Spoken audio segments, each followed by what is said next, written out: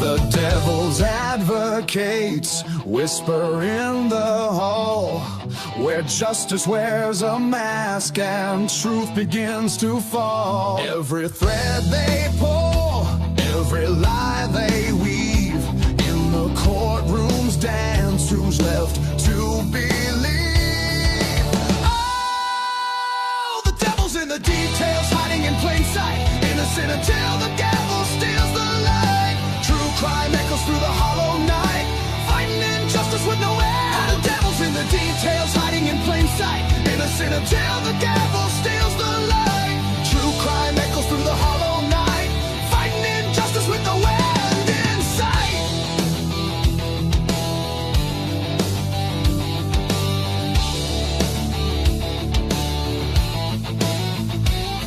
A photograph fades where the truth once stood, blurred lines between the bad and the good.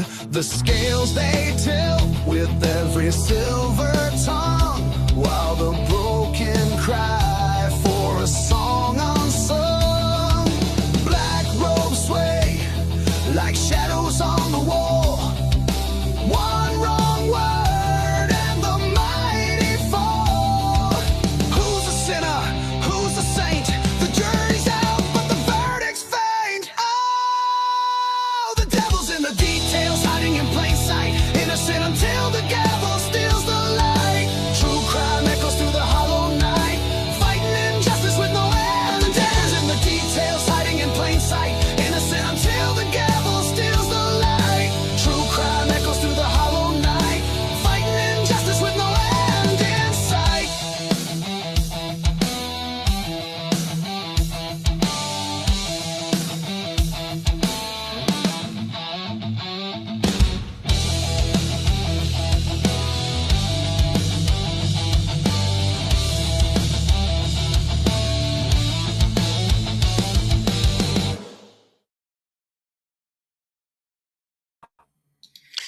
All right. Hey, welcome into another Crimes After Dark show. I meant to get a little banner on the screen a little earlier that we have our guests on. I want to make sure that other YouTubers that are streaming with us and co-streaming, people know early what the hell's going on. Why does this say Devil's Advocates when we're watching somebody else's channel? So welcome to the Meatballs and Dago's crew over there, and to our denizens on our sides. We call them the den. We call them the denizens as kind of a short, cool, catchy little thing.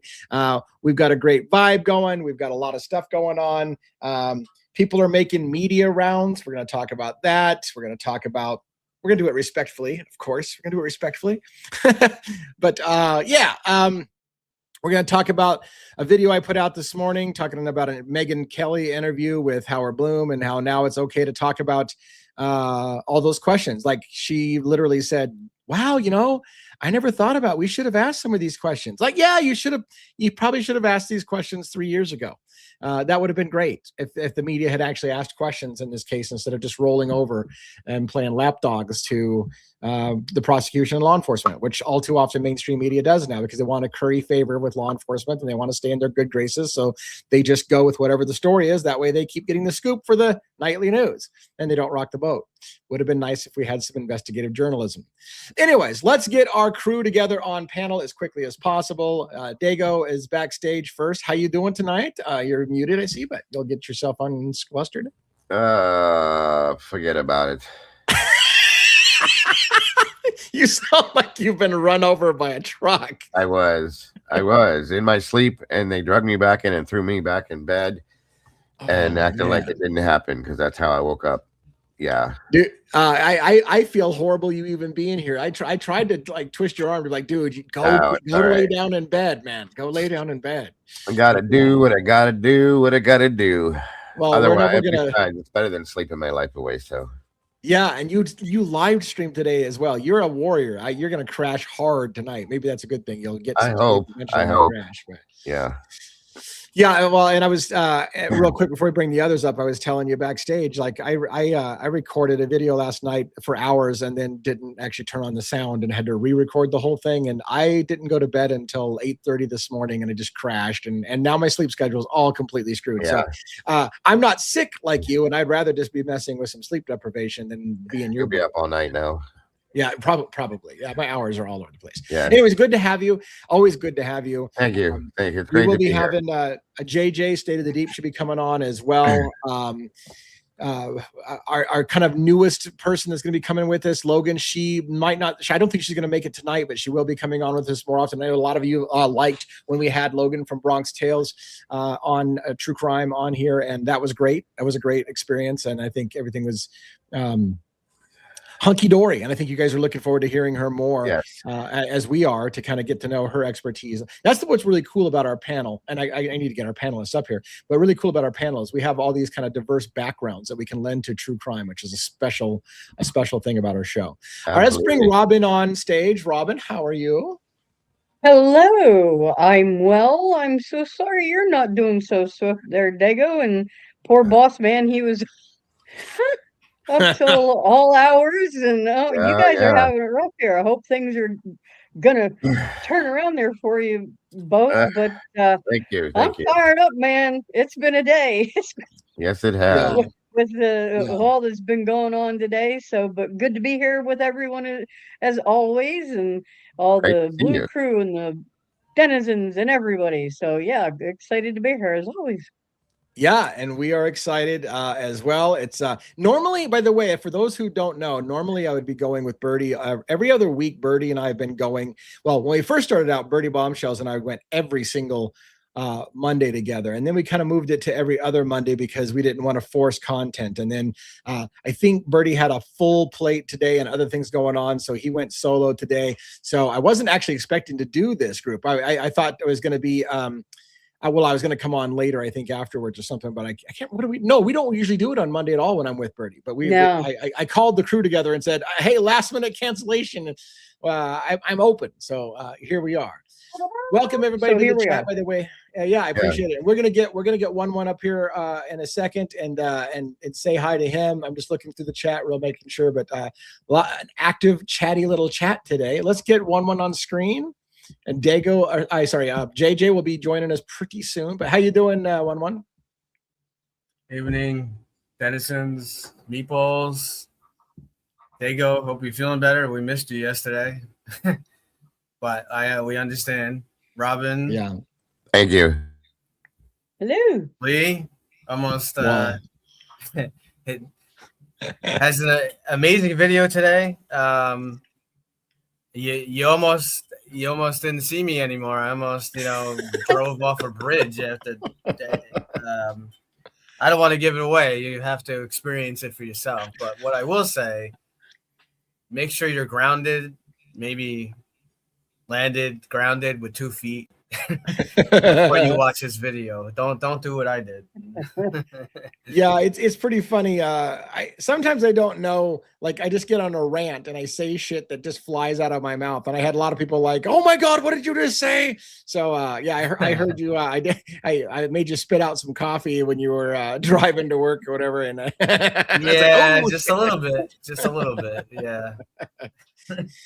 Well, hey, that's the thing that's funny. Like, I don't consider myself an entertainer, although I think that we're entertaining when we talk. I think we're entertaining, but I don't really consider us an entertainment show. But it's kind of funny when people say that they laugh so hard that they spit out their food or blew chunks out their nose or whatever the case may be. It's those great moments, I think we have the ability to make it entertaining at times, but it's not an entertainment show, right? Right. Like we have very, very heavy, serious topics and, but that doesn't mean you can't be entertaining while delivering, your thoughts and opinions, which we do really well. I think we do it really well. Before you get into your monologue, I see that we got JJ from State of the Deep on here. So let's bring him up and then we'll have you read us in if you got something for us tonight. Yep. JJ, what's up? What's up, everybody? How you guys doing? What's up, Dan? Meatballs, mods. Good to be here. Man, Dago's running rough right now. I don't know if you heard his voice, but he's suffering right now. So. Hang in there, brother. hang in. Need a nice cup of some strong whiskey. Oh, that sounds kind of good. Oh, that's not good. That's whiskey sounded good. It's like, wait, whiskey sounds good. That's not good. That's not good. Anyways. It's good to see everybody. We don't have an official topic tonight, but like I said, I have thoughts. I would like to talk about Brent Turvey. I know that not everybody saw Brent Turvey's little clip I played, but I'd like to talk about him now that I've seen him talk. Some of you had already seen him talk, and I had never seen him talk, and I was impressed at how articulate he was. I'll explain to people in a little bit who he is and what the gist of what he said was. We talked about the Megyn Kelly interview with Howard Bloom and some of her surprise, hey, maybe we should have thought of these questions a long time ago. Yeah, that would have been super sweet. Anyways, and then we'll talk about what things you guys have seen. Maybe we'll talk a little bit, other cases as well. Like everything I can think of that was as a topic, like Harsh and Pav trading blows over Kopaka. All those topics we can talk about is all Idaho 4. But there's other things in our lives besides Idaho 4. But anyways, one, why don't you read us in with a little monologue? Sure. Jackson, hope you're feeling better. Love you. Juliana, my beautiful wife. Have a good night. Is it good to be alive in the den on a Monday night? Not the version of justice that fits neatly into headlines. Not the version that thrives on certainty. The other one, the uncomfortable one. Tonight, we step back into the shadows of Idaho, a place that will forever be remembered, not for what it was, but for what happened while the rest of the world slept. 4 students, 4 lives, a single house that became a symbol of horror, confusion, and unanswered questions. The Idaho 4 martyrs didn't just fracture a community, they ignited a story so fast, so loud, that silence itself became suspicious. And then came a name, Brian Koberger, a suspect turned spectacle, a face reduced to mugshots, a man spoken about as if the verdict had already been signed, sealed, and delivered, long before a courtroom ever heard the facts. And justice doesn't move at the speed of outrage, and truth doesn't arrive fully formed.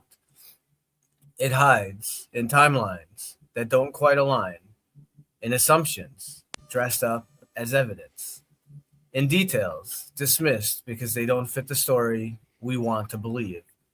Tonight, we're not here to tell you what to think. We're here to ask what wasn't asked, what was missed, what was rushed, what was quietly ignored while the narrative took over. Because when a case becomes a headline and a suspect becomes a conclusion, the real danger isn't doubt, it's certainty.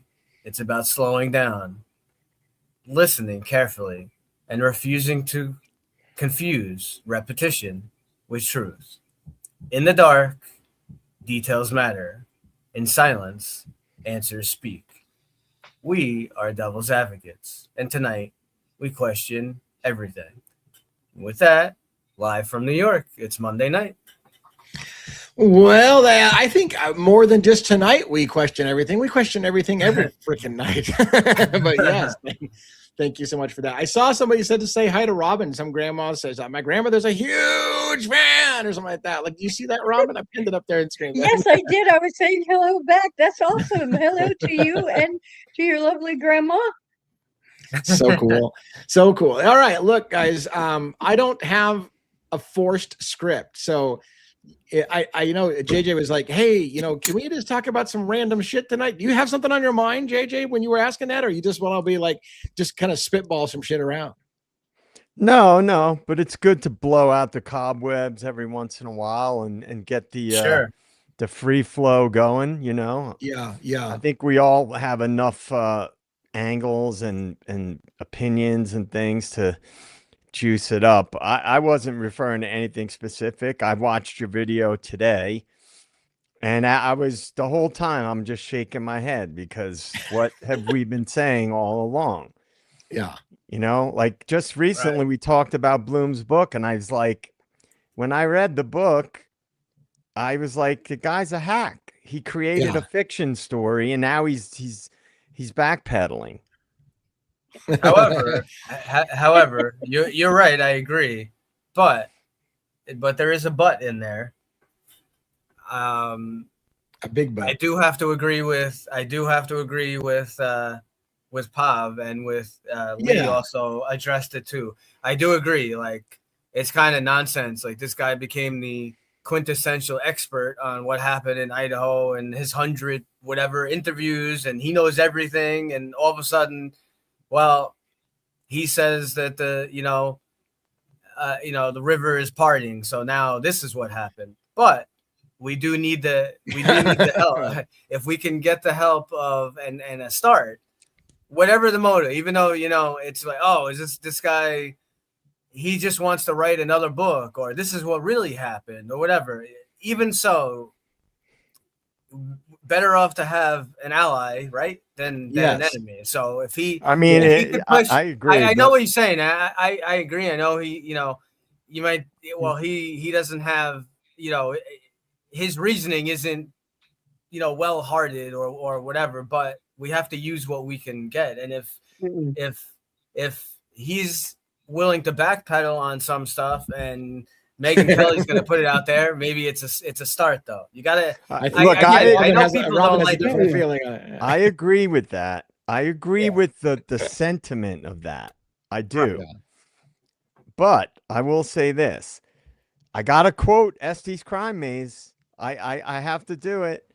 You got to tell the truth at the right time. At the right time. And right. and yes. So creating true. a fictitious story where you're talking about literally the thoughts going through Brian Koberger's head as he drove around and decided what he was going to do. You spin this whole yarn and don't do anything to approach it in a journalistic way, because that was not journalism. Right. So I do agree that it's vindication for all of us that have been saying this for years, that the story is the official story is horseshit. But he's basically doing damage control because I know. because his book he's definitely I'll tell you the other thing about that. Okay, this man that wrote this book, before this book even hit the shelves, it was an instant bestseller. So you want to talk about grifting and making money off of people's death and their suffering, the suffering of the families? He made it before that book even.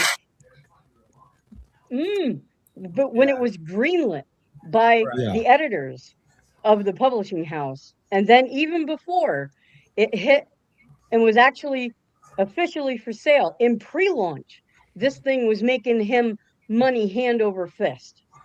So when that happened, in my eyes, and I'll be careful, but he became one of the biggest grifters out there, and he's still doing it. So I have big problems with that. Yeah. Thanks to Megyn Kelly. Megyn Kelly boosted the pre-sale of his book massively. Yeah, she did. So I'm sorry, I don't consider him an ally, nor will I. So sorry. I know, I get it, but I understand, and I agree. He is doing damage control. I don't disagree with that at all. They all are. Again, we have to use what we can get. And if Megyn Kelly, if they're starting to push something, we need a lot more than that. But maybe from that, it can open the dialogue with someone else. That's all. That's all I'm saying. I agree with you. I don't think that this guy, he wholeheartedly really cares about Idaho 4. This is all about his book and damage control. I get it. I'm just saying, it's better than nothing. At least it's something, Yeah. Well, and I guess, my point, and I think maybe Pavarotti's point as well is that I agree. Those who are kind of slowly reshaping the narrative and saying, maybe we should have asked more questions, are kind of doing damage control. I agree with that. But like you said, the positive thing is us bitching about it for 3 years hasn't fundamentally done a whole lot. Maybe we have. I don't know. I mean, we are getting FOIA requests and we are seeing stuff and we are pushing the narrative. But it's like, they just blow us off as irrelevant. You know, oh, they're YouTubers. You know, they're not real news. They're not, you know. So when the quote unquote real news starts talking about it, then the brain dead out there start to go, oh, wait a minute, they're talking about that on real news stations. It's not just this idiot on YouTube, because that's the way some people perceive us. And again, the brain dead people who are trained that if they didn't get it from mainstream media, then it's not true. Now they get the validation that, oh, maybe it's okay to ask those questions because mainstream media is doing it and my favorite talking head's doing it. So maybe it's okay for me now that I have permission to talk about it. Well, my biggest concern, though, and my last thing on that, my biggest concern is the mainstream media is going to do what they always do. They're going to take this and they're going to spin it, and they're going to lead everybody down a path so people think, oh man, look, they're coming around, and then they're going to steer it right back to the official narrative. That's my opinion. Well, I'm going to make that prediction. They are. Well, she's already, I mean, Megyn Kelly is kind of already doing that, because she's not saying, oh, maybe we should just look at all this stuff. Maybe BK, you know, maybe Kohlberger is not. Maybe he's not guilty. She's not saying that at all. She's just kind of going along, well, yeah, he did it, but maybe there is someone else involved. Give it time. Yeah. I mean, yeah. I called. Oh, sorry. No, go ahead. I was going to say, I kind of called some of this last week when this first dropped with Bloom, and I said, just wait. Yeah. I said, just watch. I said, and here it comes. And I knew the Gonzalez family, they were going to come out and get their whole tour going again. Because this is what they do. I mean, this is absolute damage control, and I think I'll be honest, and I know people disagree with me, and that's quite okay. You could probably hit me in the face with a baseball right now. I wouldn't care much about anything. I'm going to tell you, I think they're nervous about something, and I could read it through the entire interview. Honestly and truly, that's my take on this. They are definitely. They're trying to the same thing. They're trying to do. Be clear.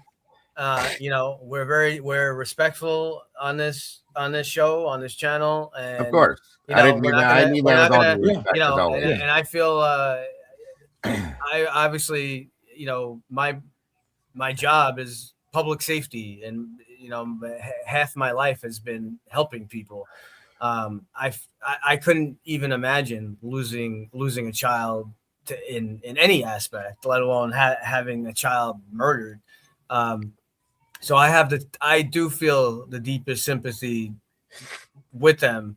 But I have to agree with Dago. Like this also feels like kind of a damage controlling the narrative, so that you know there is a $400 or $500 million lawsuit going on right now, and that's what it was. I can't see how you can look at these documents and look at this stuff coming out and double, triple down and say, no, Kohlberger, no, he's the sole guy. He did it. It's only him. I mean, you don't have to be a brainiac to just look at, you know, look at Brent Turvey, and yes, he was a defense witness, but look at his explanation and how he's explaining that more than one person. Look at the timeline. Look at all these different things. So it's fine. You might not want to believe, and for myself, I don't fully believe yet that Kohlberger is completely innocent. I haven't seen evidence that completely exonerates him yet. I think similarly to Lee, that he's some kind of driver or still has some kind of involvement. Until, you know, maybe further info will come out, and I won't feel that. That's how I feel now. But to just triple down, double down, and be like, you know, no, you guys. I mean, basically calling us trailer park. You saw the video, Dago, right? We would call it trailer park. We're just selling pictures, making money on things. Leave it for the experts. What the hell are you talking about? We look at the autopsy. Wait, what's that? We look at the autopsy report, and the what the hell's her name? I don't know, whatever her name. Sutton. Look at the autopsy report that came out. She was saying that Maddie's blood or whatever, that it wasn't even Kaylee's blood on the table. I mean, people can make mistakes, but we're being told, no, they're the experts. We know nothing. We know shit. Speaking of mistakes, I'm glad you said that word, because that was brought up tonight not tonight, I did it earlier, but in that interview where she finally said, well, I don't know. I guess the police could make mistakes, and maybe I don't know, guys, because I didn't read all the documents. Yes. Yeah.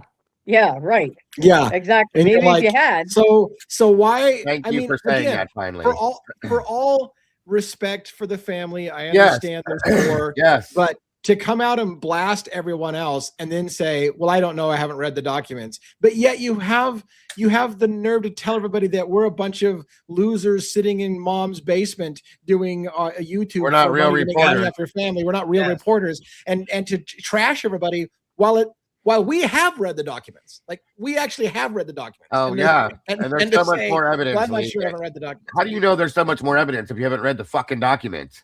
Yeah, it's right. It is hard. It's hard to go. And I mean that with all due respect, mind you. Yeah. Right. Yeah. Sorry. Right. And so it's hard because I've been telling my team the same thing. Like, I don't know, like, there's a part of me that believes in giving people grace when they're hurt and they're upset. They're going to say things they don't mean. And I can be a bigger man and say, look, I can take that. If you want to call me a piece of shit because you're angry and you need somebody to lash out with, I can take that. But by the same token, at some point it gets old. It gets old being treated like I have the worst intentions in the world. All I want to do is hurt your family when I have no intentions to do that. I'm trying to get answers.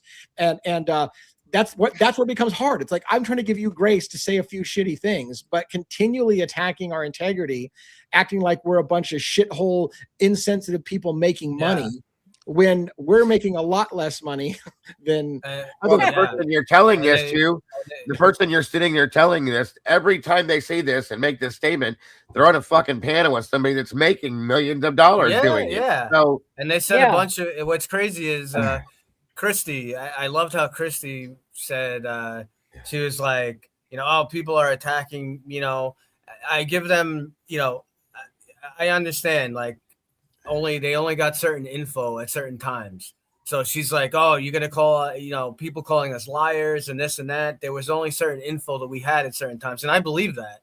I believe they didn't tell them everything. That is probably true.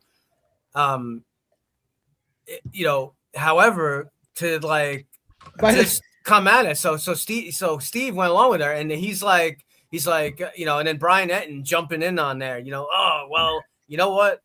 They had him at the house. They had, they have the info. They know that he was at the house. They have time. No, they don't. And again, this is, we've talked about this like 1,000 times. Again, they bring up the damn phone. Oh, yeah. Christy, I think Christy said it. They kept saying so many different lies. He turned their phone off. He turned his phone off. He turned his phone off at 2:00. No, he didn't. He didn't turn his goddamn phone off. They never said that in the PCA. They said it lost. It lost. Exactly. Yeah, it stopped accessing the phone. And they said it could have been that he turned it off. It could have been that he lost cell coverage. Right. But they know that. And they know that he didn't turn his phone off. And that's what Lee explained very well. That's why they didn't say that he turned his phone off. They worded it in such a way that would make they were very clever with the way they worded it. Exactly. Because they know that his phone just disconnected from the tower. And again, JJ and Lee, they went there. They went to whatever, Wawa Park or that area. And they tried calling into a live, we had a show going on. And it's how many times did you guys disconnect? Yeah. Yeah. With the interest. One thing, go ahead, Robin. I've never lost a child in such a horrific manner, but I know that if I ever did, or something happened to one of my nieces or my nephew or whatever, I'd read every damn thing out there. I'd want to know every single thing, and I'd want everyone to see it because I would want someone out there to help me find the real truth of it. And I'm not saying they're supposed to do that. And my sympathy does go out to them, believe me. But we want the truth for those 4 young lives that were lost, and we want the truth for the families. And I just wish that they could really see that, but I don't know that they ever will. No.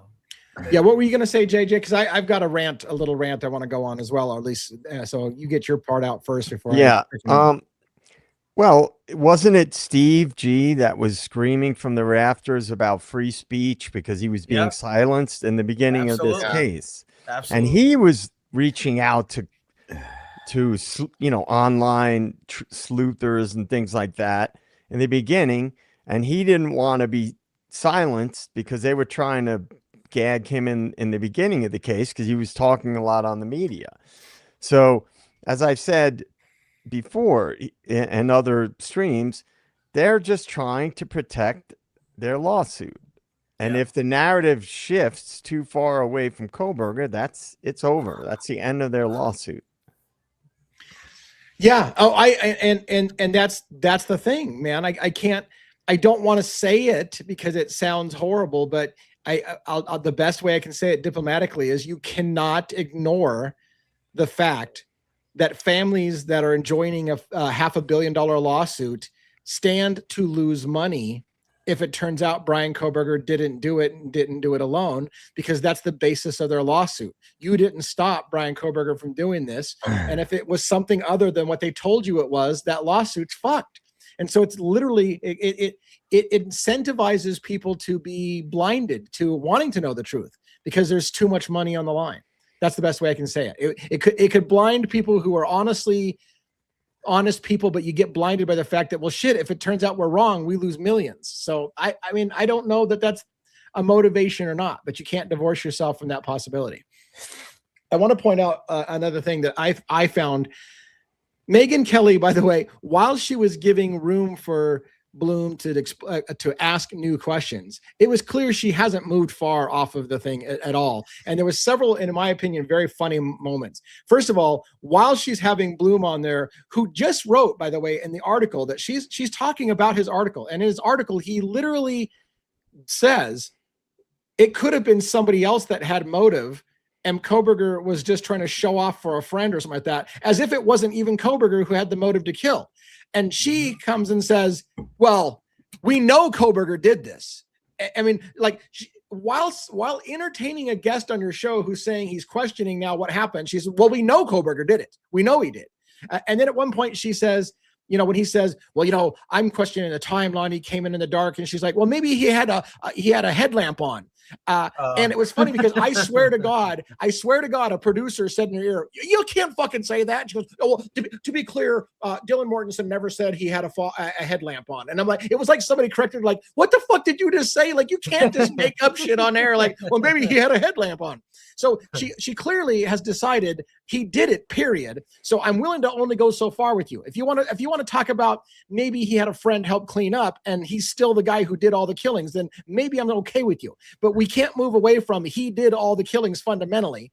And so I'm just not going to go too far. That's the same thing Brian Hutton did, because he was reading the Turby stuff before he did the interview with Gonzalez. Yes. And as he's reading it, he's saying that about Brian, this and that, but we know Brian did it. Right. No, you don't. Stop saying stuff like that because you don't. Because not only that, never any proof shown. So you're lying once again, sir. Another funny moment like that, and I think this was the last of the rant I was going to make about that. There was a moment when Bloom said something about Bryan Kohberger having a girlfriend or whatever, and Megyn Kelly gets completely indignant. Oh, they would know if he had a girlfriend. They'd go through his phone and they would know. And he goes, actually, I met the girl that was kind of his girlfriend, and I talked to her and I interviewed her, and she just kind of shut down because she was just so they would know. He didn't have any friends. He didn't have any girl. And he's like, actually, she did. Like he did. Like, I met her and I interviewed her for my book, and she's just like shut down. Like, well, how am I going to fucking argue with that? So then, and what's funny with Brian Etten, he's kind of like contradicting himself to an extent here, because he's like, Kohberger, he had this crazy murder porn on his phone, And again, with the stalking shit, oh, he was stalking the girls and all this stuff. But he's like, he knew he knew kind of how to cover his tracks and whatnot, because he's going for this master's degree and the special degree. But he's going for the special degree in criminology, but he's an idiot and turns his phone off before takes he does his phone to the crime scene, takes his car, uses his car to commit 4 murders. Like, listen to what you're saying, as you always say, Lee. Listen. Yeah. Listen. You're not even using your brain. I was gonna ask that. I wonder if these people like ever actually hear what they're saying after they say this, because 9 out of 10 times it sounds so ridiculous. It really does. Well, I've been saying for years, the media is not about reporting facts or about pushing narratives. And they don't give a shit about the truth. No. They couldn't care less about the truth. And the only reason, like I said, that they're even shifting at all, even as minimal as it was with Megyn Kelly, is because they're doing a little bit of damage control. They push this narrative so absolutely in lockstep, and now it's getting diverted slowly but surely away from that official narrative. So they have to at least acknowledge it, because the mainstream media, and believe me, Megyn Kelly may be online, but she's the mainstream media. Right. They just transferred her onto the internet. And so they're just shifting and their version of damage control. And I don't know because I don't know because I've never worked for a media outlet, but I have to imagine. So look, let me try and put it in this perspective. I'm a small YouTube channel. I've got 4 or 5 cases I follow, and it's everything I can do to keep up with the legal documents and read the court documents and read the newspapers and read the latest comments that everybody's saying to kind of keep up on the case and read my chat and all the rumors. Like, it's a full-time job. I can tell you this. I think most of mainstream media are talking heads who are out with coffee with their friends and then put some makeup on and go sit at a desk and read a script. They're not studying the cases. So they're getting on there and they're talking like an authority. Well, we know this is what happened. You don't know shit. I bet you don't know the cases you're reporting on. You literally put some makeup on and sat down and read a script and acted because that's what they're paid for, to look authoritative. Well, we know that this happened. You don't know dick. You just read a script. I doubt you even read any of the documents. Maybe they read some, but I guarantee you, like, I can't keep up with the case and it's all I do. But they've got a whole bunch of things they report on. It's just one case. It's a little small case that they're covering out of all the things they're covering. You think that they're reading the documents at the levels that we are? They're not. But yet they're telling us Megyn is not reading anything. I know for a fact how Megyn runs her show. She has producers and assistants. They dig up the information, they summarize it for her, and they hand it to her in one sheet. She probably looks through it before she goes online and she does her show. She does not do any of her own research, which is why she doesn't know anything about what's come out and all the inconsistencies, much like Brian Entin and all these other people. I guarantee you, Brian Entin is, kudos to him. He was boots on the ground. I'd give him credit for that. But he's got people doing his research for him. He's got assistants and PAs and interns doing any research, whatever they do. He's not digging past the headline, so to speak. Right. The thing that's wacky though. Again, and I know, like we said, it's making sure that everything's okay with their lawsuit and controlling the narrative. I get all that, but I just can't imagine like not wanting everyone held responsible to get the fullest extent of the law. I mean, Christy was saying, like, talking about Kaylee being attacked and killed in the bedroom with Maddie. I'm like, the autopsy report that we have thus far, maybe Kaylee did take her final breath in the bedroom. We don't know. But we do know that she was attacked on the second floor. How is her blood all over the place? She definitely, and it matches somewhat, kind of to a version of what Dylan says, to a bit of Kaylee running up and down the stairs and whatever.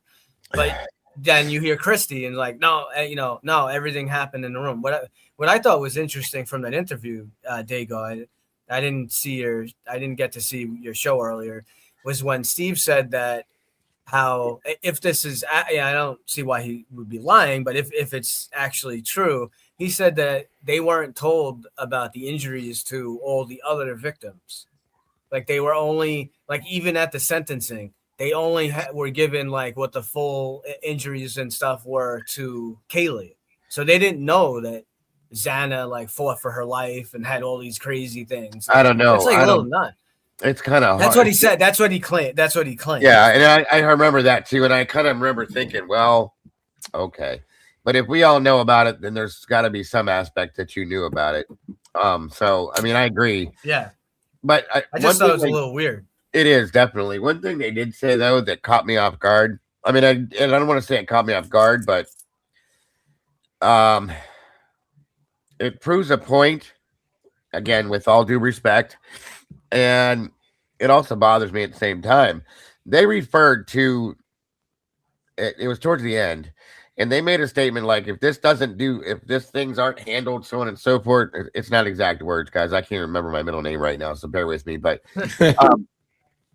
if these things aren't dealt with, then what'll happen is it'll end up in a circumstance like, like they're doing in the Peterson case, where they're going to possibly reopen the case and think he could get off. So what you're saying, what I heard, so it could be wrong, but was that you don't care if it's the right person or not, as long as that person isn't let go that was initially convicted of this, whether they find new evidence or not. You don't want that to happen.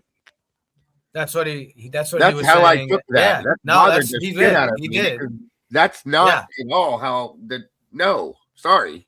Right. Even Megyn Kelly, even Megyn Kelly said, if there was an accomplice, that means somebody that was involved with this may be walking free still on the streets. I'm like, yes, that's what we're saying. Welcome to like, reality. Shit. Like, what do you think we're complaining about? Right. Because even if Kohberger did it, even if you want to rest on the whole, well, he at least took part of it, so good enough. Is it good enough for you? What if there was 4 people that did it and 3 of them are still walking on the street today? That's okay with you? And what if those other 3 people are the one that killed your child, and it was Kohberger only killed somebody else's kid, not yours? Are you okay with they just got somebody for your kid's murder, or would you want the people who actually killed your kid to be held responsible? How do you get to the point where you don't care who goes down for it, just that somebody went down for it? Like Lucy said, what she takes from that statement is what I'm trying to say.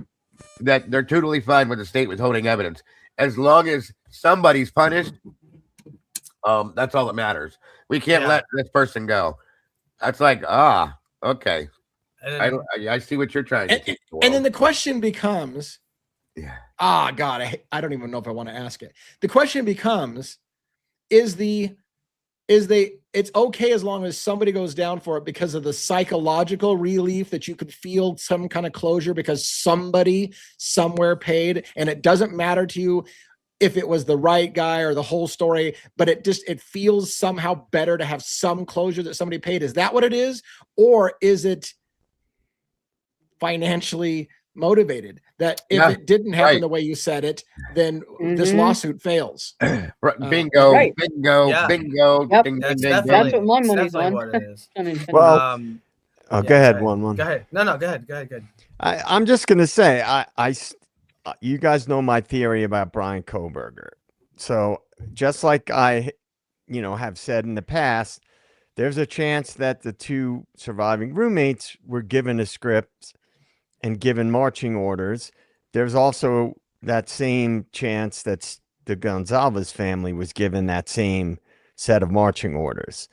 If there was an operation involved, and I know this is a little bit off track from what a lot of people think, but if there was something being covered up, which I contend that there was, whether it be the school, whether it be the feds, then you can be sure that somebody was given marching orders, right? At the very least, somebody in the fold was given marching orders, like, this is the angle we're going with. So I try to, again, I'm playing devil's advocates with kind of some of the thoughts that I have had in the past. It's possible that the Gonzalez family was told, this is the script we're going with, and you don't divert from this script. And there's yeah, well, you know, I mean, that's what Brent Turvey was saying on the interview that I watched and talked about. It was that oftentimes law enforcement sidles up with the family and says, look, the best thing you can do is shut your mouth. Don't talk to anybody. Let us do our job. We've got somebody for this. And it doesn't even matter whether, and they might even, at some level, they might even say, look, it doesn't matter if we got the right guy. Your family is going to get compensated for us putting somebody away. So it's in your best interest just to shut up. Let us get somebody, put them away. You can sue the fuck out of them, get lots of money. And in the end, it'll give you some kind of relief. Does it matter in the end that much? If it's the right guy, you're going to get a fuck ton of money. So why don't you just shut up and go along with the program? You have to ask if that gets done, if that ever gets done. And that's what a lot of kind of the things that Brent Turvey was suggesting he sees in law enforcement. And furthermore, and I know, JJ, you can appreciate this, having read a lot of Framed and stuff like that, like I have, and I read it because you recommended it. But the same thing he said, sometimes he himself, Brent Turvey said, I have seen where law enforcement will work with the murderer to frame somebody who didn't do it, because they don't want to jam up their confidential informant or whatever. Sometimes the murderer is their confidential informant and they don't want to jam up their confidential informant. And sometimes they'll work with the murderer to put somebody else away because they don't want to compromise their confidential informant. I mean, and they will literally arrest and harass family members if they go against the official narrative. That's a guy who works in this industry his whole life and has written 20 plus books on forensics, says that's reality. And if you don't live in that reality, then you're not a true professional, because that's how it works in this kind of thing. Another thing that sort of goes along with what I believe is that if there was any connection, let's say, for example, WSU had a program like Utah State had with the CIA, the Center for Anticipatory Intelligence. Well, let's say that they were doing research at WSU and it was in conjunction with the feds. And if somebody is inserted into the mix, this whole lawsuit angle, again, I know I'm going a little off the rails here, but this whole lawsuit could be a dog and pony show, like so much else from this case was. So I am inclined to believe that anything that's going on with this case has a dog and pony show element to it, and I just can't shake that gut feeling. Yeah. Sorry. I want to answer answer Blue-Eyed Candy's question. DA, do you think BK has some type of involvement? So it's personal opinion that you're asking for, and I'll give you my personal opinion.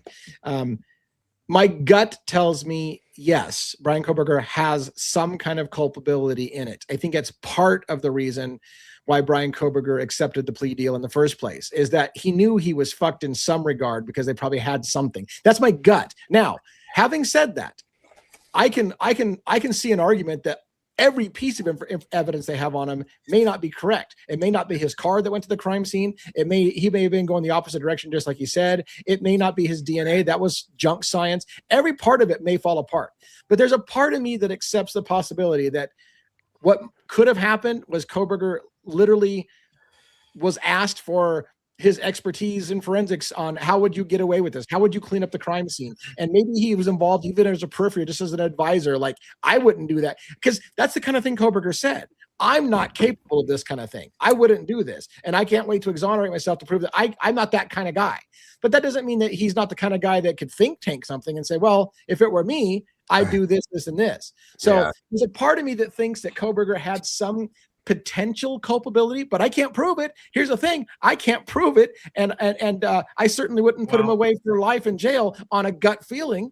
But So according to Brian Enton, his car, it's Kohlberger's car that races away at 424, even though. Did anybody else catch that statement that was made where, and I don't believe this is something they could have made up either at this point, where the court told them to stop emailing them, to leave them alone because they're creating a record. No, but that sounds exactly like the thing. I saw that. Really? Really? That's quite interesting, you guys. That sounds like Hitler. So that was another interesting thing. Yeah, that was probably one part. That was probably one part of the of that Enton interview that I actually enjoyed. You probably did too, Dago. So you know how Steve G doesn't really hold back from what he wants to say. He just says whatever is on his mind. He doubled down, tripled down. He bashed the hell out of Hitler and Santa Claus. He went at them. He went at them like full throttle. He was like, that's what I titled my live stream. Hitler, get out of the way. That's what he said. Yeah, Hitler, get out of the way. Right. Move, bitch. Get out the way. Yeah.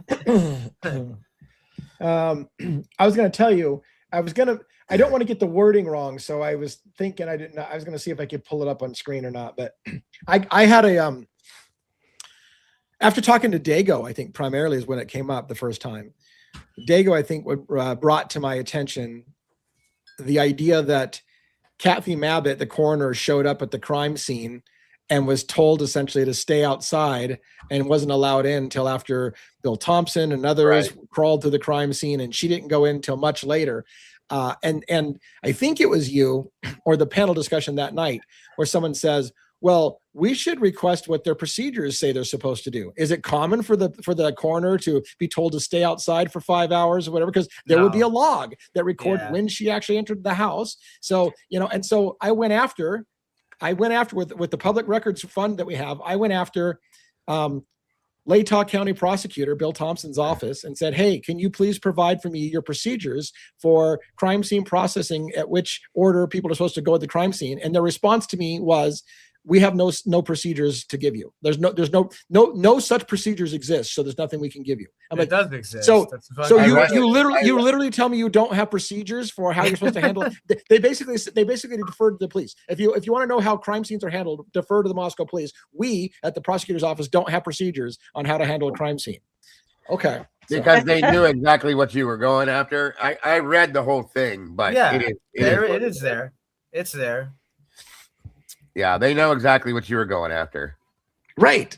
And that's just it. They know what you're going after. So then they play games with the wording and like, well, we don't have those kind of records. And then you have to fight back and say, can you please explain to me how you don't have these records? And, can you look for this? You have to get the wording just right. And they know the game. They're career lawyers. Like Bill Thompson's been doing this for a career. He knows how to stymie and stonewall and block those requests. So they're never going to give you the information unless you get every single word right. So he's got to be good at something, because he ain't good at taking he ain't good in 30 plus years at taking these cases to trial. So there's that. Yeah. And by the way, listen to this. I got to be careful in how I word this. The Mickey Steins case. So I plan on going and visiting there. And I asked around, like, hey, is there anything what would be the most beneficial thing for me to do when I'm in town that I can do when I'm there physically that I can't do from, remotely? And I was informed that you can get a lot by walking in to the courthouse or the sheriff's department or the coroner's office and asking to talk to their public records clerk and say, hey, can I just see, I'm a member of the public, can I just see what records you have? And they'll often sit you down in a room with a box or boxes and say, yeah, have at it. You can't leave the room with it. And if you want photocopies, you have to pay for photocopies, but you can physically go through evidence. Now, here's the thing that I want to tell you as a matter of fuckery, that I don't believe I understand how this is legal. So I was told that Kentucky doesn't allow that kind of examination of their records by people outside of Kentucky. You have to be a Kentucky resident. So then I countered and said, hey, we know people in Kentucky. would somebody be willing to go with me to the courthouse, the coroner's office, and show their driver's license and say, hey, look, I'm a Kentucky resident. I have the right to see this. And I'll just say this. On the download, I've been told, one, people want to help me with that quest, but they're terrified to go in there because they've tried it before and they were told, we know what you're looking for. You can't have it. And I'm like, how the fuck is that the answer? We know what you're looking for. So no, we're not going to give it to you and don't come back. Like that's supposed to be illegal. That your own citizens or taxpayers funding that shit. And they come in and say, I want to see you see your books. And they like, I know what you're looking for. Get the fuck out of here. Wow. Like, how the fuck could they do that? You should reach out to Thomas Massey. Why is He's a that? congressman from Kentucky, and he's very libertarian as far as that stuff goes. You should he's pretty, I mean, relatively accessible. You think he's trustworthy though, Joe? I think he's about the only trustworthy person in our whole government. Okay. In my opinion. There you go. I want to address go ahead and finish your thoughts. I want to address I was this, gonna say, like, comment. I'm a nobody, and he's responded on occasion to, I've commented on some of his posts, and not often, but he's responded to me once or twice. So he's more accessible than anybody I've ever seen to the public. All right. Well, we will reach out to Massey because that sounds like a really good idea. I want to say, like, Blue-Eyed Candy, you may have heard me say, and thank you for the donation, by the way, as well. You may have heard me say this before, but I have often said that I kind of understand. I feel like I understand Steve Gonzalez's responses on camera to some extent, because I think you're right. Here's what I think, and I think it goes along exactly with the interview that I showed a clip of today with Brent Turvey, which is that law enforcement came to Steve and said something. I'm going to tell you what I think happened, not Howard Bloom, where this is exactly what happened. I'm going to tell you what I think happened. I'm going to let you know it's just a thought. I think what happened is that someone came to Steve and said, look, we've got the guy. We know who it is. And the best thing you can do is shut your mouth. And at some point, Steve did that for a while. But then he realized, wait a minute. You guys aren't asking this question. You aren't asking this question. You've ruled out people that I think might have done it. You've ruled them out too quickly. And so he hired his own private investigator and started to dig into it and had the attitude of, I won't be silenced about my own child's death. I'll go fucking get the answers, and I'm not going to be told I can't do it. By the way, the victims' families have the right. You are not supposed to gag order the family. The family has the right to talk about it all fucking day long if they want to. Yet Hitler told the families to shut the fuck up. The prosecution told the families to shut the fuck up. They threatened the families if they continued to talk, and that's their right to talk as families of the victims. But they were, and for a while, I feel they went along with it. They trusted the system. I think most of the families, to be honest with you, I think my gut tells me most of the families trusted the system. Somebody got to the families and said, look, if you want justice in this case, you're just going to have to trust us. We know who did it. We've got the guy. We can't share information. Just stay out of the public eye, keep your head low, and don't answer questions. And most of the families did that. Steve wasn't that kind of guy. Steve, and again, this is why I said I resonate with Steve, because if it was my daughter, I wouldn't just fucking sit there and say, oh, I'm just going to just wait for you guys to tell me the answer. That's not my style. I'm not going to sit around and let you tell me the answer. So I think he's kind of that guy. And I think that explains some of his behavior. Okay. Well, Hitler even said that. Hitler basically said that to him, Lee, when he said, you need to stop talking to the media. And he said, I don't think I can do that. And he said, well, do you think it's going to bring her back, Steve? And he was like, no. He goes, but, I don't believe this, that, or anything else. And he goes, well, then there's not going to be a trial. We won't have a trial. Yeah. And I'm like, we won't even have a trial. Here we are. Yeah.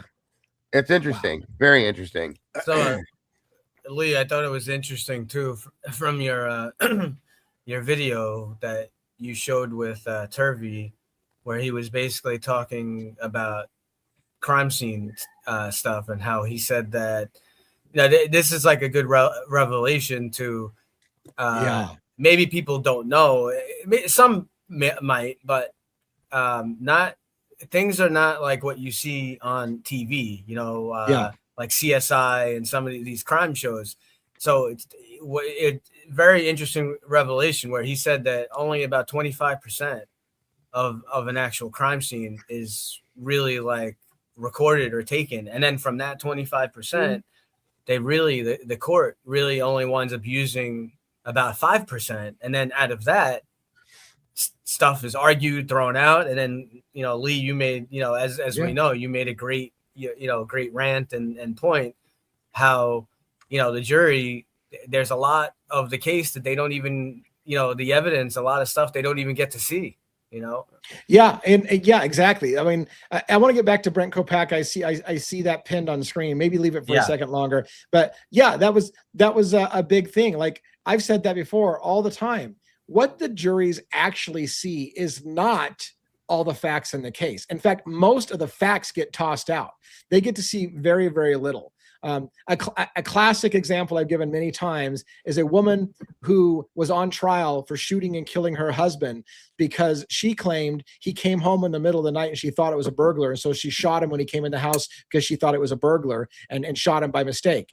What they weren't allowed to tell the jury is that she had done that to her previous husband. The same exact fucking scenario. Shot her first husband the same way. And somebody convinced the judge that it would be prejudicial to the jury to hear that she's done this before to somebody because, well, that's an independent thing. She had her trial for that. That was an independent thing. This jury shouldn't know that and consider that. And you would think any person in their logical mind would say, we'd probably want to know that was a previous thing that had happened as part of this sniff test for whether or not this is, but no, it's not. And that happens with so much. They decide what you're going to hear and you don't get to hear all the facts. You get to hear a very, very limited number of facts. So and I think go ahead. No, go ahead. And I was just going to say along that lines with the evidence and stuff.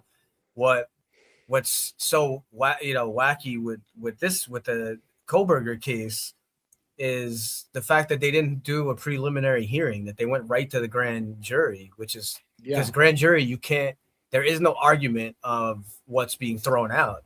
That's what the preliminary hearing is. So it's really that really makes you think that there's some bigger forces, at play here. At a grand jury instead of a preliminary hearing, the defense doesn't even get to be there. They don't even get to present any arguments. It's all the prosecution, one-sided prosecution saying this is what we got on them, and they can indict a ham sandwich.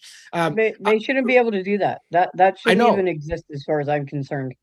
For me, one of the judicial reforms we need in this country is to do away with grand jury system or completely reform that system. It's completely bogus, in my opinion. But real quick on Brent Kopacka's situation. Look, Brent Kopacka is one of those enigmas in this crime. I will tell you this. Regardless of whether you feel or I feel Brent Kopacka did or didn't do it, because I'm not even saying I think Brent Kopacka did it or had something to do with it. Regardless of how you feel about whether he did or didn't, I think it's pretty clear that law enforcement thought he could have been involved in it. They had received tips about him possibly being, and that's the key. Whether you think Brent actually did it or not, I think he was on law enforcement's radar. They had received tips about it. And he was a person of interest. And that's the big thing. Then his death becomes a real question. Did they think he was the killer? Did they kill him because they thought he was the killer? Did something go and was he paranoid because they were up his ass all the time about killing the kids in Idaho and suspected him for it and we're going to make him go down? And did he flip out because he's tired of their shit? Because it was obviously whether he did it or not, if they thought he did or was involved, that's a huge deal.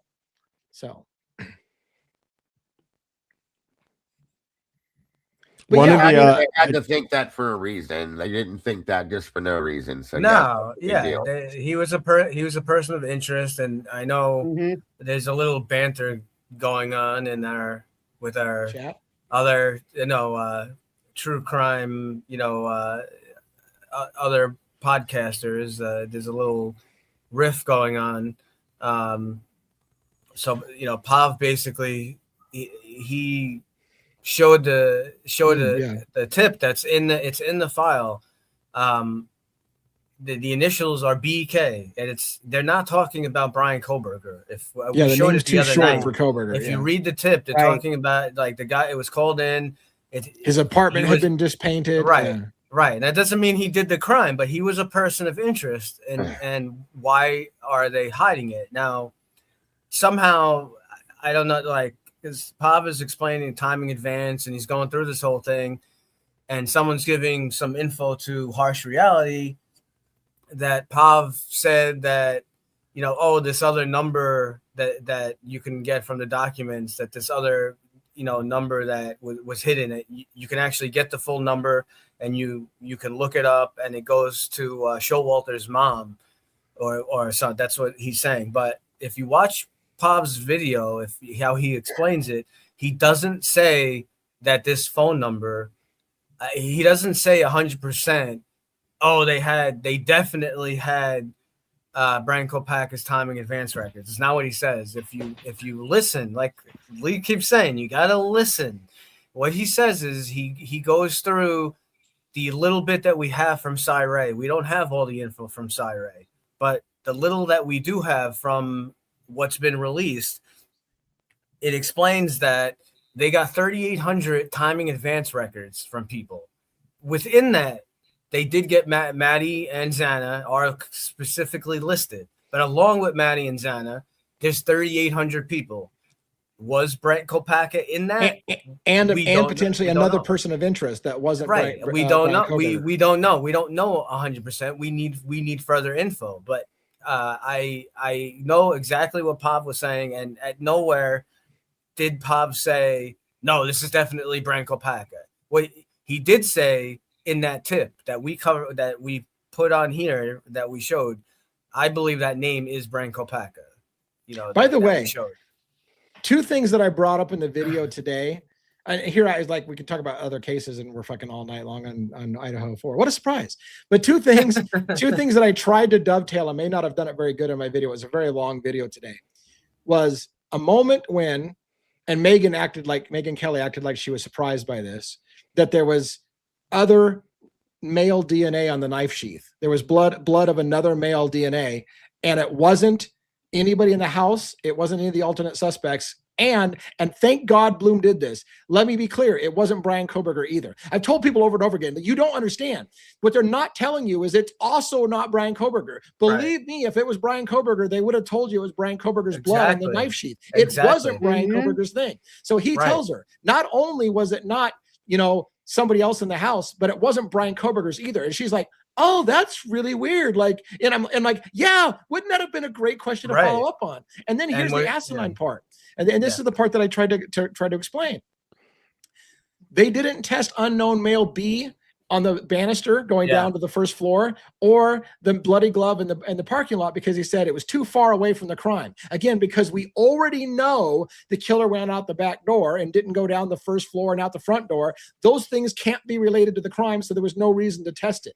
And yet, even Howard Bloom said, wouldn't it have been just common knowledge or common logic that if you have unknown blood right underneath Maddie Mogan's body and the knife sheath, that you would test that blood to the blood on the banister, to the blood on the bloody glove, to see if they match? Like, why wouldn't that, like, if you want to argue that the blood on the banister and the glove is too far from the crime scene, well, the fucking knife sheath underneath Maddie's body certain isn't fucking far enough away from the crime scene. It's on the crime scene. So how do you not test that? Like, right.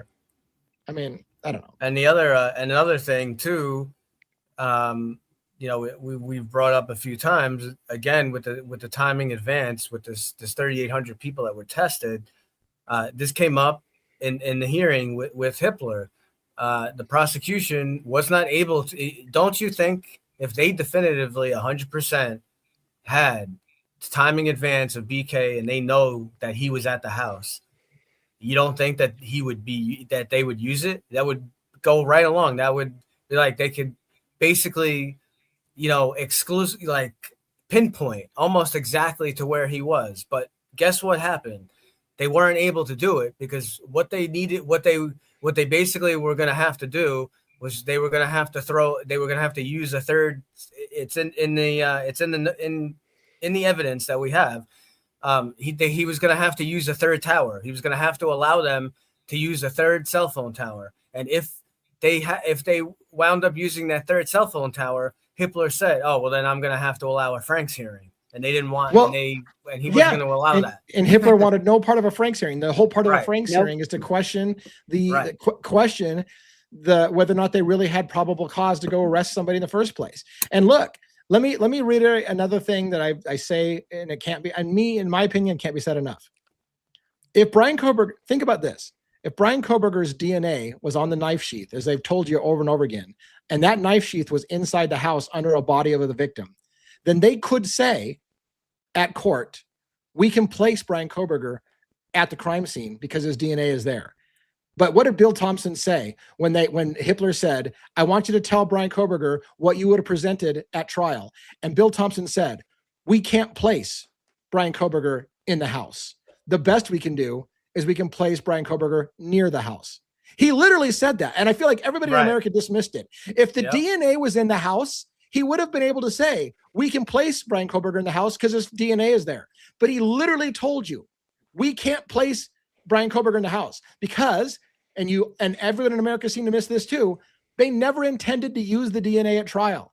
They knew it was a problem, and they said to Ann Taylor, don't worry, we don't have to show you how we got the DNA because we don't intend to use the DNA. We've got enough circumstantial evidence. So America convicted Brian Koberger because his DNA was in the house, and they never intended to make that argument. They would have said, I can place him at the house because his DNA is there. They didn't. That's why they said they can't place him in the house. They were never going to use the DNA. And yet America and the world to a large extent convicted Brian Koberger because his DNA was at the scene. And it wasn't. They weren't going to use it. And they weren't going to be able to use his timing advance. They weren't going to be able to use the timing advance to place him at the house either. And the defense, whether Cy Ray or they'd have to use someone else, they were going to explain where he went, that he wasn't there, that just using the two towers, you just have a relative area. So apparently, like they have this evidence, they know. So this came up too in the interview with Enton, where they were like, oh, he was stalking the girls. Yeah. And he went 20 something times, and he went, well, they know that he went to the ATM. How hard is it to get ATM records? They know he went to the ATM over and again, and that touches the tower. Right. As Mama J said, the fuckery is this. The wording they used was very clever. His cell phone utilized a tower that provides service to the house at 1122 King Road residents, which basically says dick. Thousands and thousands of people utilize the cell tower that services the house at 1122 King Road. So therefore, by that logic, thousands and thousands of people are suspects in this case. And I'll guarantee you, thousands and thousands of people were visiting that, or utilizing that tower far more often than Koberger, because anybody who lived in the neighborhood or the town would utilize that tower more often than him. So the entire logic was just a colossal fuckery on everyone by using wording that convinced you, 22 times he used the tower that services the house. That means dick. It never meant anything.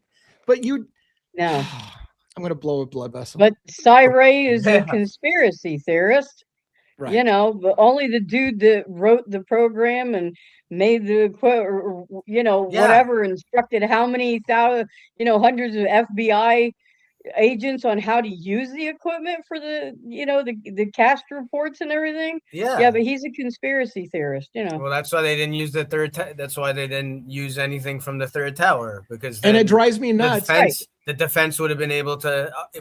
They would have had to use someone else besides Cy Ray, I guess, because Hitler wouldn't allow it. But then he would have been forced to do the Franks hearing, and it would have been a problem because he said, "What did Thompson say?" Like what Lee just said. They can't place Koberger at the house. They needed, and not only that, but the prosecution emphatically said there are no signs that Brian Koberger was stalking the girls, and yet in the WSU lawsuit again comes the wording Brian Koberger was stalking the girls. It was known that Brian Koberger was stalking the girls, and yet the prosecution flat out said there is no evidence Koberger was stalking the girls. Like, how are these horrible rumors still circulating and making it into the lawsuit while we know that he was stalking the girls, when the prosecution itself said, and how about the new one? Bill Thompson said very, very clearly. I remember how weird it was that he kept saying, I want to make it one. I can't remember his exact wording, but it was something very emphatic. I want to make it abundantly clear. There is no sexual motivation that we have found in this crime. And now people are going on saying, now we have reason to believe it was sexually motivated. Really? Because the prosecutor, the lead prosecutor told you, I want to make it abundantly clear there's no sexual motivation in the crime. But now here we are again, back to the fucking sexual motivation. Oh, he's an incel and he wanted to rape Maddie. And that's what, like, we can't get away with the lie stories. Even when the prosecution tells you we can't place Koberger in the house and we weren't going to use his DNA, people say, they had his DNA in the house. When they tell you he wasn't stalking the girls, a lawsuit comes out saying he was stalking the girls. When they tell, like, everything that the prosecution told you isn't true, you still say. It's insane. Oh, yeah. Do you guys, so because they're allowing it, nobody's shutting it down. Right. Koberger applied for an internship at MPD, correct? Yes. Pullman. I think it was Pullman. Well, apparently he went. Payne like knows him. I thought it was the Pullman Police Department that he applied Right. for. I thought didn't Yeah, he it have was something I that heard- said Payne knew him. I heard he applied at both, but I'm probably wrong. I Maybe. thought I remembered that he had done that. Now, we know that there was this program going on at the school where they were keeping an eye on fraternity life, right? Yeah. Now we were, let's just hypothesize. Let's say he did apply for an internship at MPD, right? There are two ways that this could go if that's true. One is they knew of him through that interaction from him applying for that internship, right? So they were already aware of this guy, or some people were. The second part of that is maybe he was working for them, and as part of that, you know, they brought in a criminology student to work as in some capacity as an intern. Now they're not going to tell that to the public with all this shit that's going on. So what if he was around that house at different times in that area because he was working in some capacity on behalf of MPD? Or I don't know what the Fed's involvement was with that program that MPD had with the local PD. We can speculate on that. If they had some backdoor connection to it. Because oftentimes there are connections that are just once or twice removed. Or it could be like a joint task force. Right. Too, and maybe he was in that area at different times. And again, I'm piggybacking off of that one theory that I have about him working for or with the feds. He could have been working as a sort of CI, so to speak. And as I've said before, he gets called up. Hey, look, this is your big chance. You know, we need somebody to be inserted into this case for X, Y, and Z reasons. Yeah. And this is what it entails. But when this is all said and done, whatever that's going to end up being, we're going to find out in time if anything happens, anything changes. So I'm just thinking of connections in my head. I'm just thinking of potential connections. No, yeah. I mean, those are all questions I think any researcher should form that hypothesis and then go pull the thread. Like, can we prove that he did this? And if he did, who did he meet with? And, you know, those hypotheses are good to run down and see if it holds weight, and then see if it can be ruled out. If it can't be ruled out, keep it at the back of your mind as a continual, what if it happened this way? Because look, that's a large part of where I am with Brent Kopacka. It's still on my radar because I can't rule it out. I've tried. I've been trying to rule it out and I can't rule it out. I would love to rule it out so I can stop having it in my brain because it keeps running around in my brain. But until I can rule it out and go, I now can put that to bed because here's the proof it could not have been that. I would love to get that. I'm looking for that. The proof that I can let that go because it's impossible, but I can't. It's not not there yet. I had a point a minute ago and now I was going to tell you, do you guys remember, I said a long time ago, I only said it a few times, so none of you may remember me saying this, but I did say that I was frustrated because now that we have a plea deal from Koberger, they're going to start, they'll be able to say anything they want about this case. Once the plea deal is over, they can say whatever they want. So all those stories that they said weren't proven true will suddenly become what was true in the case for all along, because they can say so, because there'll be no trial. Nobody will be able to, like, you know, I think JJ said, like, nobody's going to hold him accountable for telling the lies at this point because there's no trial to coming. And I didn't say it often, but I said this is what's going to happen as soon as he pleads guilty. The media is going to be able to have a heyday to tell you all the reasons why he really was a stalker and he really was an incel. And he really was sexually motivated and he really did do things they already said he didn't do because there's nobody to hold him accountable because there's no trial. And you're gonna have a lifetime movie. You're gonna have a lifetime movie come out that's gonna, it's gonna show him like stalking the girls, and they're gonna make him like some crazy incel, Real quick, Mama J, if you can get me this, people say this all the time to me, and I've watched interviews with Kopacka's so-called friends. I've seen interviews with Darren Duncan. I've seen interviews with his roommates. So I'm not sure which one this is, but Mama J, this is a comment that comes up a lot. This exact same wording to me. If you see this interview, it's going to change your mind. I don't know what that means. Change my mind, meaning Kopacka can't be involved because of whatever it is. If something's going to change my mind, I would like to see this interview because I keep having people say, if you saw this, it'll change your mind about Kopacka. But I don't even understand what that means. Meaning I'm going to be able to rule him out if I see this video because it's going to prove to me he couldn't have done it or what? Like, I don't know what that even means. So I would love to have it. Contact@devilsadvocates.info is my email address. So if you can send me a link to this interview, I'd love to see it because I can't tell you the number of times this keeps coming up. If you've seen that interview, you'll change your mind. But I don't even know what that means. So I'd love to. And that's not sarcasm. Like, I really want to see this because people keep telling me it's going to change my mind. In what direction, Mama J? That's what I'm saying.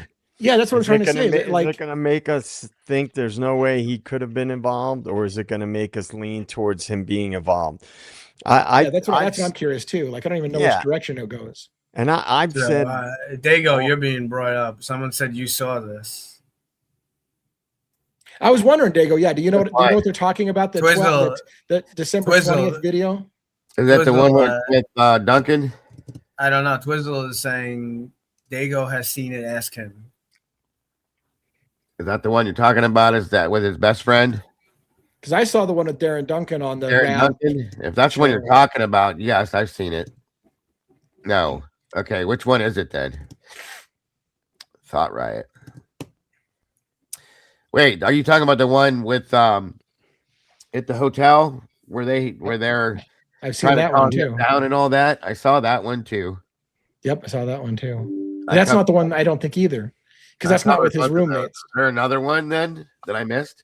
I saw another one that was like, Darren Duncan. I did cover the Darren Duncan one. Sorry, Joe. Yeah, I've watched the Darren Duncan interview as well. I don't know what changed my mind about that. In fact, I came away with more reasons to suspect because Darren Duncan flat out said, I think they suspected that Brent Kopacka, my friend Brent, was involved and that they were overzealous to shoot. And when we got there, his room had no furniture and his phone was on the counter and it had been factory wiped, and we thought that was fucking weird. So those are the things that I got from it too. Those are some of the things that made me think, well, shit, if even his best friend thinks that they killed him because he was involved with or they thought he was involved with I-84, that says something. But there's things in that interview, I think a lot of people are saying. None of those, she said. Yeah, none of those. Marty saying so whatever this is, I haven't seen it. Thought Riot is who everybody else is saying. Twiz said the one that I'm talking about. Marty Fodrell said Thought Riot, and I guess they have video too. Mama J said it's none of those, so it's probably the Thought Riot one they're talking about. That one I didn't see. That at least I'd like to see it because of how many times people say it's going to change my mind. And here's the thing. I will be honest. If it does change my mind, I'll tell you. And if it doesn't, I'll be polite and tell you, sorry, I don't know what you guys saw, but it didn't change my mind about anything. I'll let you know how I feel, honestly. But are you talking about his neighbors? Is that who you're talking about, Mama J? The one with the neighbors? For 2 months. Marty said she's been trying to get you to look at it for 2 months. Well, send us, get us the link and we will. I didn't think Thought Riot was still up on the internet. Send it now, man. Let's go. It's still up. I'll go look at it tomorrow. I have no problem with that. I will guarantee you if we get this shortly. And look, here's the thing. I don't know if you guys realize this, and I'm sure Dago's probably the same way. the amount of incoming information I have is insane. I've got Discord channels that people are throwing hundreds of documents into my Discord channel almost daily, videos from every YouTube creator out there. You got to see what Pop just said. You got to see what so-and-so said. You got to see Birdie's latest video. You got, like, every day I'm inundated with information. I can't possibly keep up with the case. So there are going to be people out there who'll be like, I sent this to you 3 months ago. You're just ignoring it. I'm not ignoring them. I'm overloaded. I'm overloaded and overworked. Like, I'm trying. I don't even know how people do it. I don't know how they do it. I'm working my fucking ass off, and there's just not enough hours in the day. They got our you got our attention now. So we all right, here. But now that you have you've got my curiosity. All right, I'm gonna throw this. Hey Lee, I'm throwing this in the back chat for you to grab, and then there's a bunch of shit of theirs that they did. You can go pull. I think I'll find out tomorrow which one they're talking about, but there's a few of them. But there's the link to the channel. Okay. And there is 1, 2, 3, 4, 5, or 6 interviews, or like different videos that probably could be the one. So there you go. Okay. All right. And to be fair, here's the thing, real quick about that. Here's the thing. I appreciate that, but and this is no busting your balls, Dago. But this is what people do to me. They'll send me a link and say it's one of those videos. I don't have time to go watch all this guy's videos. That's what I'm gonna do. That's what I'm gonna do. If you say to me, I need to see a video, help me see the video, not give me somebody's YouTube channel. I'm not busting your balls. I'm not busting your balls. I get that all the time. Here's the guy's video. Go find it. It's one of those videos. I dropped the one I think it is right underneath that link. She sent it. She sent it in Discord. I'll put it in the specific one that she's talking about. Okay. I'll grab it right. I'll put it in the private chat. Put it in. Well, okay, because I grabbed the one that says, "How does this make sense?" Is that the one that it is? One. It says audio police interview 12/20/22.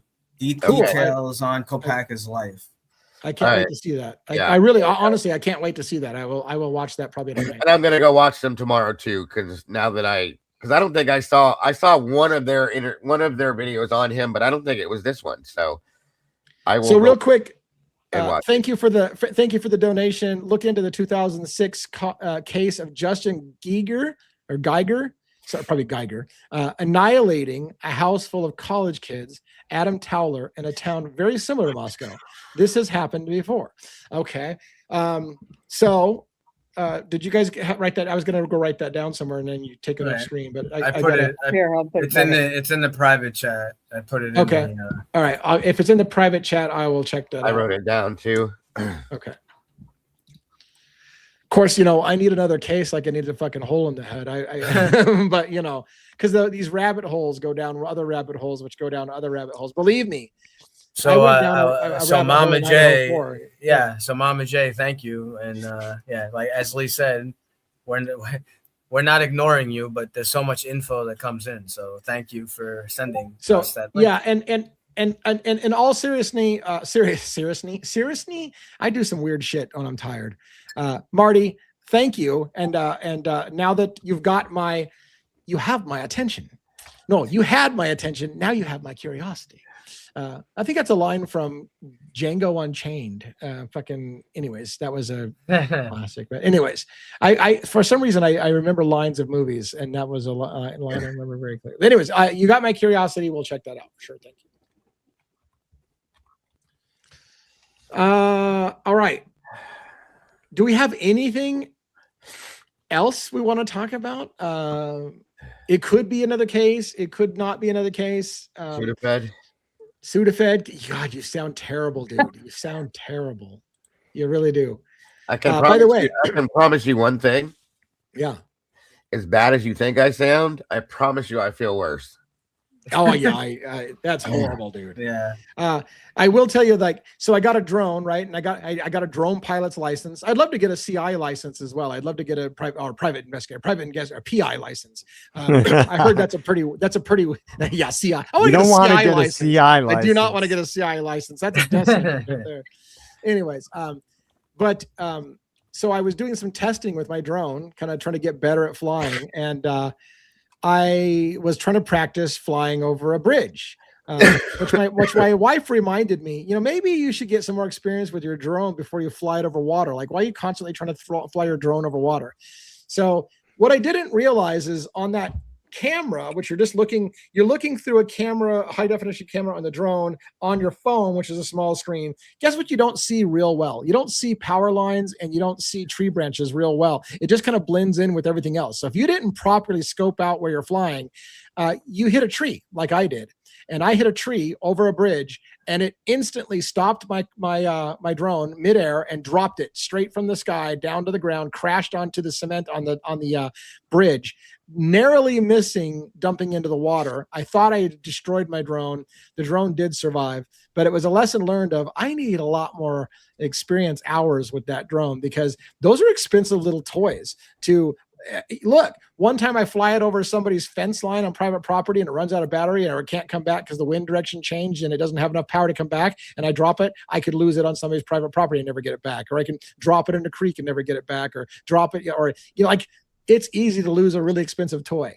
So I'm a little bit nervous flying that thing. I think Twizzle wants to come up. I don't know if he wanted to show the video that we've been talking about. I don't know if it was that or it was about something with Cy Ray. I think. Yeah, it's with Cy.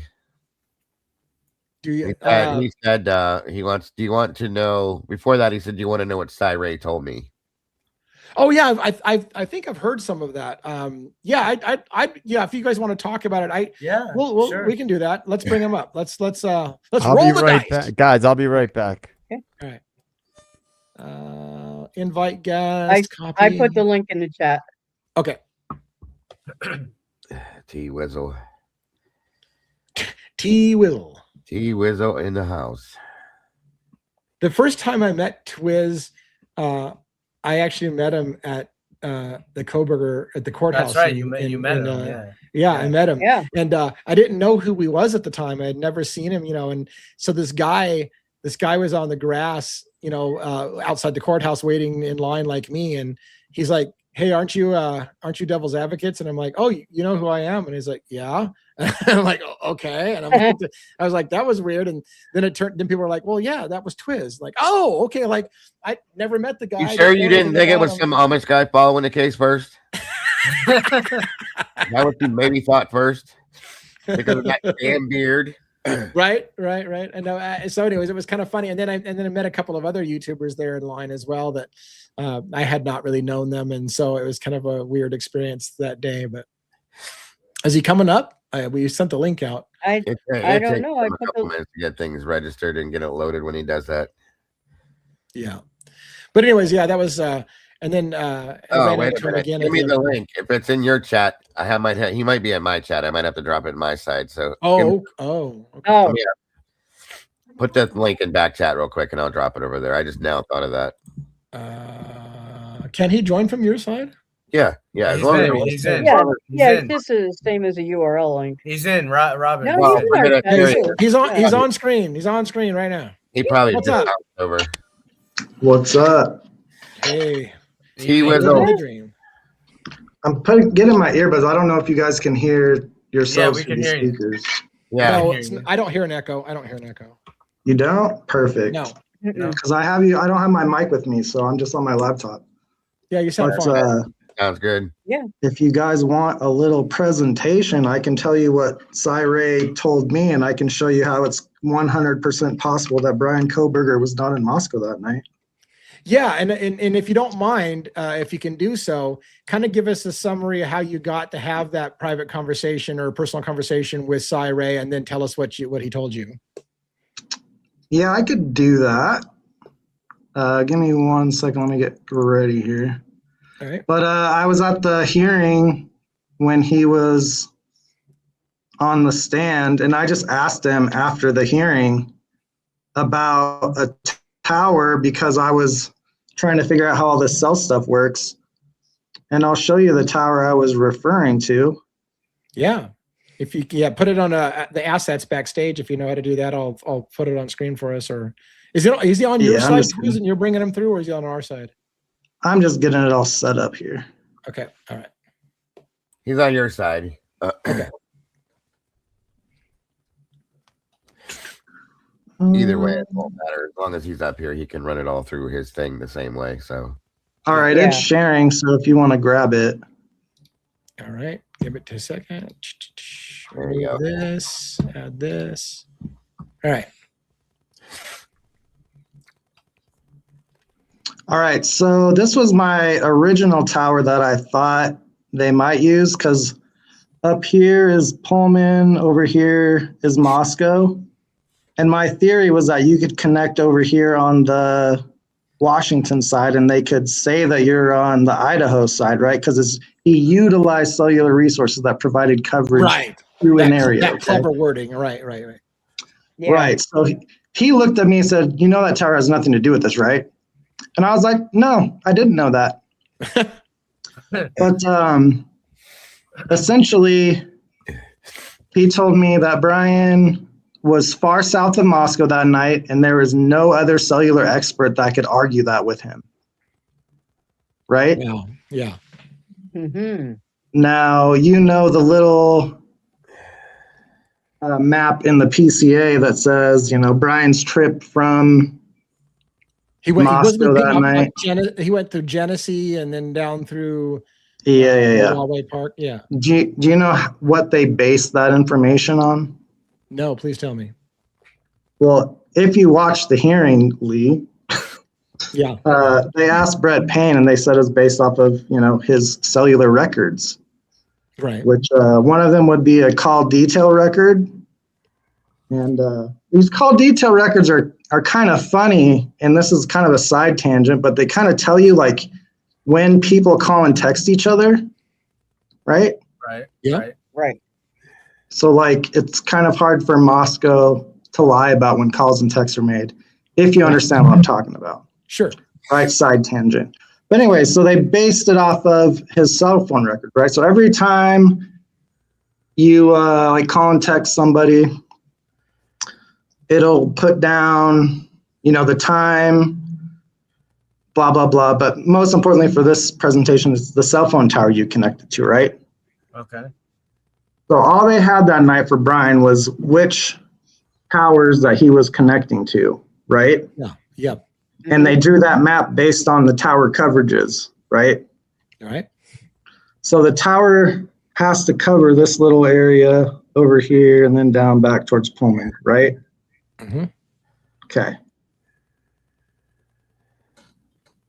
So here's one tower that covers south of Moscow, and it covers down way down here past Lewiston, right? Yep. And then the Wow, other that tower. almost doesn't touch any of Clarkston either. It's just all Lewiston side, unless that's. Oh yeah, there's a tower underneath this one, which is hard to grab now sometimes. And Lucy's I adding think to that, saying that what he's saying is if you're not calling or texting someone, that there's no record. Like it's not checking in with the service or the tower. Right. No, it just doesn't. It doesn't leave a record on your call detail records. Let's see. Gotcha, Yeah. okay. So this is the Clarkston Tower. It covers, I think it's 195 on Washington. I can't ever remember. But like they had him on leaving Moscow down here. I hope you guys can see my mouse, and then crossing over and then going back up to Pullman this way, right? Yes. So that would cover that portion.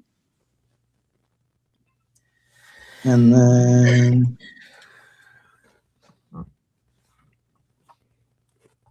nope, not that one. It's been a while since I've been on this website, so I don't remember exactly where everything. There we go. This is the Lewiston Tower. It covers all the way up to Moscow, and it actually covered the house. Wow. So you could be in Lewiston and utilize cellular resources that provide coverage to 1122 King Road, which was right here. My God. And that is so fucking far away too. Wow. All right, now you Holy guys want to see shit. the magic? Yeah. Yes.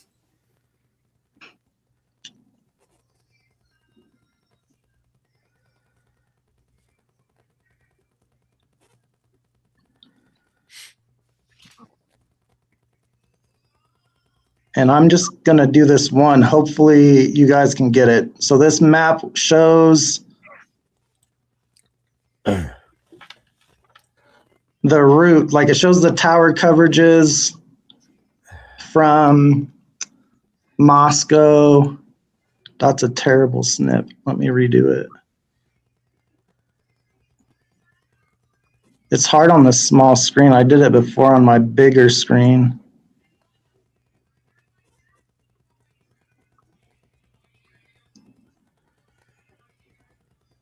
Let me do this, see if we can get it better. All right.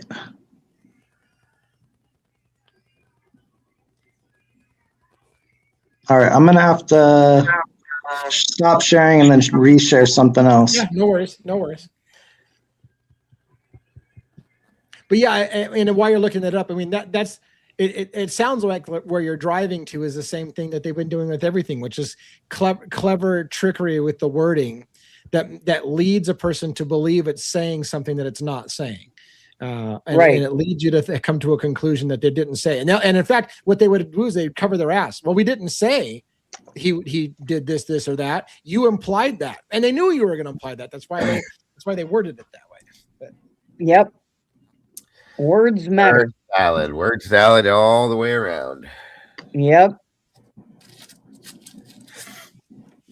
That's crazy. The biggest part, Twiz, that you're saying that is the biggest shocker. And again, you know, I don't know you well enough to know, you know, anything about you really. But when you say Cy Ray himself is saying Bryan Kohberger was never in Moscow, that's a big deal. Like if Cy Ray didn't believe Bryan Kohberger went to Moscow, and that he would have testified something, that was the $1 million question. As you're looking this up, the $1 million question was, I always said Cy Ray didn't seem to say he was going to come out and provide an alibi for Kohberger.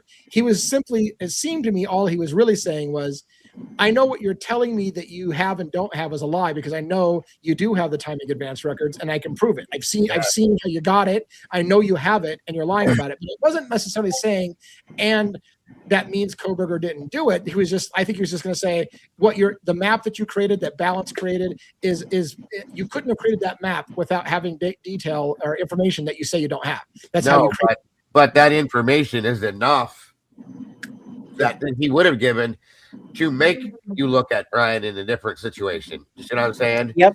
That's 100%. And when it was explained to me, even though Twist said I didn't pay enough attention in class, which he's probably right because I had too much other shit going on. But he's right. You know what I mean? That's absolutely right. And that's the thing. That's they would not. I think Hitler knew that too, because that's why he would not allow him to say a fucking word. And that's right. And that's why Ashley Jennings didn't want anyone else to know that there were 3 towers versus just the 2. Are you ready for this to go back on stage, Twiz, or not? Yeah.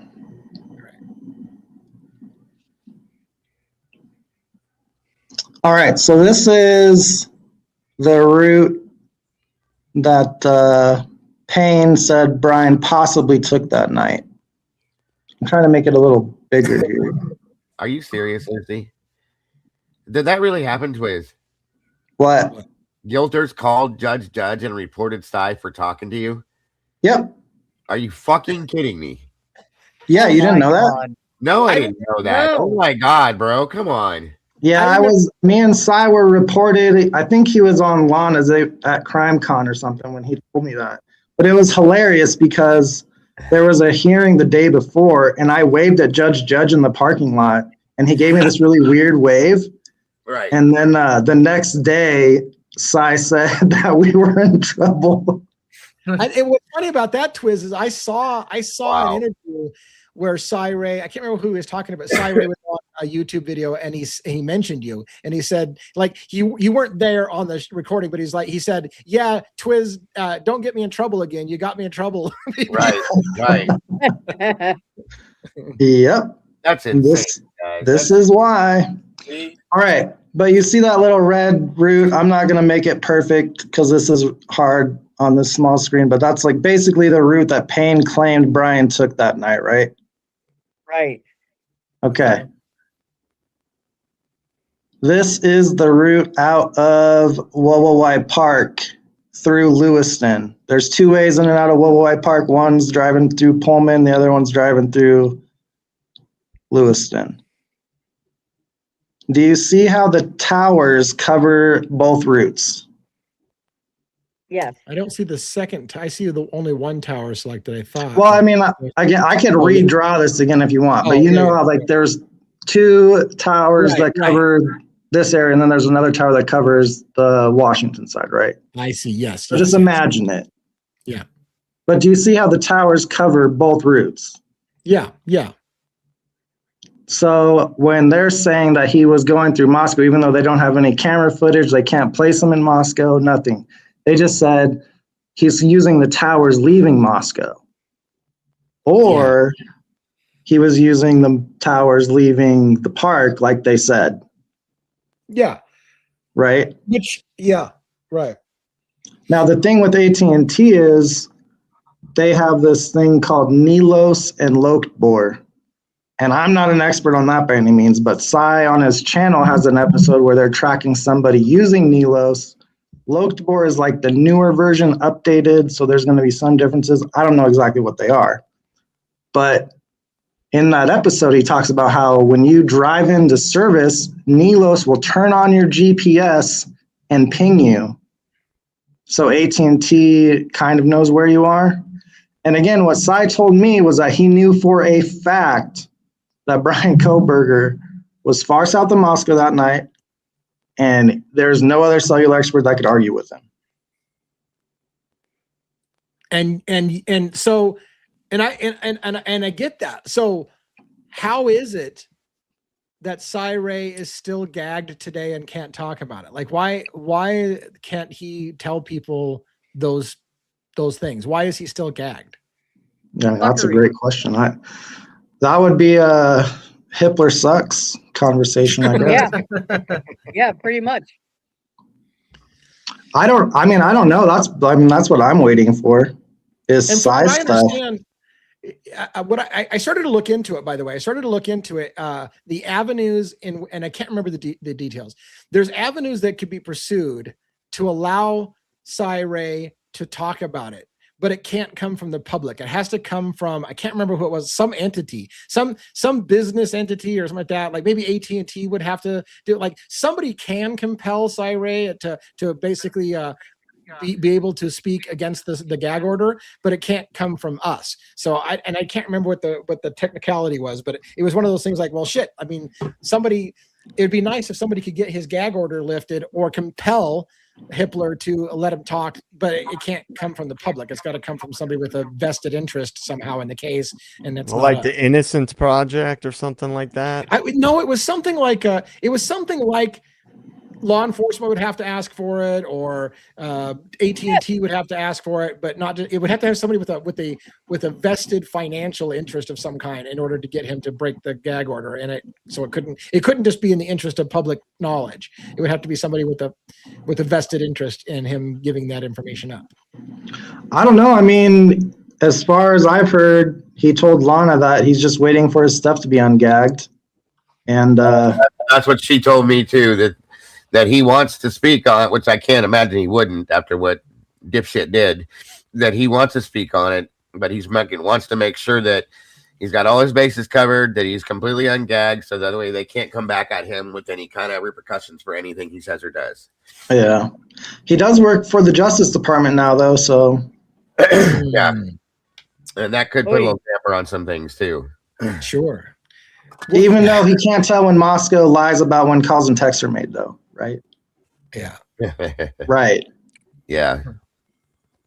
You know what? And the working for the Justice Department thing bugs me again, because if you know, I'm gonna just, maybe I'm wrong, but if you know somebody's going to be compelled to testify, you just employ them, and you'd be like, now you can't testify because you work for us and you can't do, like you just beat you beat him to the punch. You're like, well this guy's gonna be. I don't think he works direct. I think it's more of a contracted thing, like he's hired on to teach class. Yeah, that's what I thought. On like the cell phone stuff. So I bet it's more through his LLC or whatever than like he's actually working for DOJ. Yeah, as long as. But that means he has DOJ contacts, so I think it's a good thing. Yeah. Okay. Well, good. That's good. I mean, I hope so too. I hope, because again, to me, I don't know if people would see it this way, but to me, you're close. If Cy Ray were able to say, I can guarantee you his phone. See, here's the thing. I don't think you can guarantee Kohberger. You could maybe guarantee his phone wasn't in Moscow. So no one has argued that his phone, his car, and himself were not together all night. Yeah. So it has not been argued. Right. So what I'm saying is, if he could say something like that, that's close to what I've said all along. The appeal is null and void if he could not have physically done the crime. Like you can say you did it, but if it's proven you could not have done it because you were in Lewiston, Idaho at the time, then it's off. The plea deal is off. Like that is one of the loopholes that it doesn't matter if you waived your right to appeal. If you could not have done the crime because it's proven you were somewhere else when the crime happened, then it's off. Yeah, the timing on that's actually pretty interesting because, his phone was off or not connecting to the towers. I don't know which way you drove down to Wawawai, but if you drive from Lewiston to Wawawai, there's hardly any cell phone service. But they would basically try to argue that Brian raced down to Lewiston so fast that it would look like he couldn't have got there in time. Like Joe and I drove the route. Yeah, you went Joe there. and I drove the route that we thought he drove. Which so if you were okay, how do I explain it? So I would assume that he drove from Pullman to Wawawai, then he drove from Wawawai to Lewiston, and then back to Pullman. So I would if you want, only this. I would disagree with only this, Twiz. Let me try to break this logic. I think he went to Wawa. So like the morning after, for example, maybe we're talking about two different times. The morning after, they said he went down to Clarkston, right? And he went. Yeah, I'm not talking about that. Right, but what I'm saying is that route would be Pullman to Wawaway Park, Wawaway to the Snake River, and along the Snake River down to cross the bridge into Clarkston. And then you could cross the bridge over into Lewiston and back up that way to Moscow. But I don't know that they've ever alleged that he did that night. Like No, you don't actually have to cross the bridge. You don't. Yes, you could. You're right. You could stay on the other side of the river or the side that you're on. Yeah. That road you don't have to cross the bridge for, but if you went into Clarkston, you would have to. Right. But I mean, if it's true that he went to the park, which I think it is 100%. I think that's what happened. Like he wouldn't have cell phone coverage, and then leaving, he just made a big loop. He went from Pullman to the park, and then from the park to Lewiston and back up to Pullman. He's nowhere near Moscow that night. You drove it. You drove it too, didn't you, Twiz, and timed it and all that? Yeah. That's what I thought. I was just making sure I was right. Yeah, and Joe and I and I can tell you this: when Joe and I drove it, there was no cell coverage from Wawaway Park, and probably well before that, all the way to practically right when you get into Pullman. Like it literally, there was no coverage until you got. So the idea that Kohberger left Pullman and then lost cell service, that's about what we saw coming in. We didn't do it on the reverse way, but we came if you're following the PCA's timeline, that's not his car that they're talking about at all. So he had to. I think that he left Pullman a few minutes before they were claiming. No, I believe that I agree with you. I think they're looking at the two-door with the tinted windows and fucking fog lights that his car doesn't have. Yeah. That's what I think they're looking at. Is the two-door the one with the fog lights too? Yes. Yeah, those guys are idiots. But I mean, like they weren't trying to investigate. They weren't trying to actually find who did this. No, that's why they use wording like that's why they kept using. This is what I'm telling. They fucked with people with the wording. That's why they used wording consistent with. Yes, they love that wording. A vehicle that was consistent with suspect vehicle one doesn't mean it is suspect vehicle one. It's just consistent with suspect vehicle. They know that it wasn't the same car. Yeah. Yes, the biggest bowl of word salad I've ever seen in my damn life. Every bit of it. But yeah, that two-door had tinted windows, fog lights. Everything else looked the same, but it was a definite two-door, fog lights, tinted windows, and there was more. From my understanding, there was a statement put out there that they saw more than one person inside that car. Well, yeah, the original Bolo said person or persons in that Plural. white Elantra Yep. Mm-hmm. We need to speak to you. circling. Yep. So And there this is again, why, yeah. And this is why when I said my first video, and again, I'm not saying I'm still on this, but that's why I said in my first video, no one ever saw the driver in the suspect vehicle 1. You never saw the driver, and No. therefore also never saw how many occupants were in the car. So if you go along with the idea that multiple perpetrators may have done the event, you don't know that that car didn't have a group of 4 guys sitting in the car and they all got out Right. together, or 2 guys or 3 guys. Like, you literally don't have any image that shows the driver and or occupants to know how many people were in the car. and I'll be honest with you, Lee, if you look back and go back, here's my opinion at least, okay? They know who's in that 2-door car. Okay? Yep. They know exactly who's in that car, in my opinion, okay? And I think that they know exactly like where it was, when it was, all that kind of shit. And at this point, it's almost like they mapped it out on purpose the way they did. Okay. I don't think they care about that white car. They were trying to pin it on Brian. Right. But They don't need to know who's in that car. I don't, well, no, I They agree with might you. know who did it, but I'm just like, they might know who drove. I'm just saying, like, they don't need to. It was No, I used agree to with pin that. blame on Brian. Right. Right. And right. you probably have heard, I know Twiz, you're in our chats quite a bit. You may have heard me say this, but I did a FOIA request with the FBI on the expert that identified the 2011 to 13 Elantra and how they then changed it to 2015, and whether that they had any discussions in their records about the fog lights. And the letter that came back from the FBI was essentially, we can confirm we have the information you're requesting, but we won't give it to you because it falls under these following exemptions.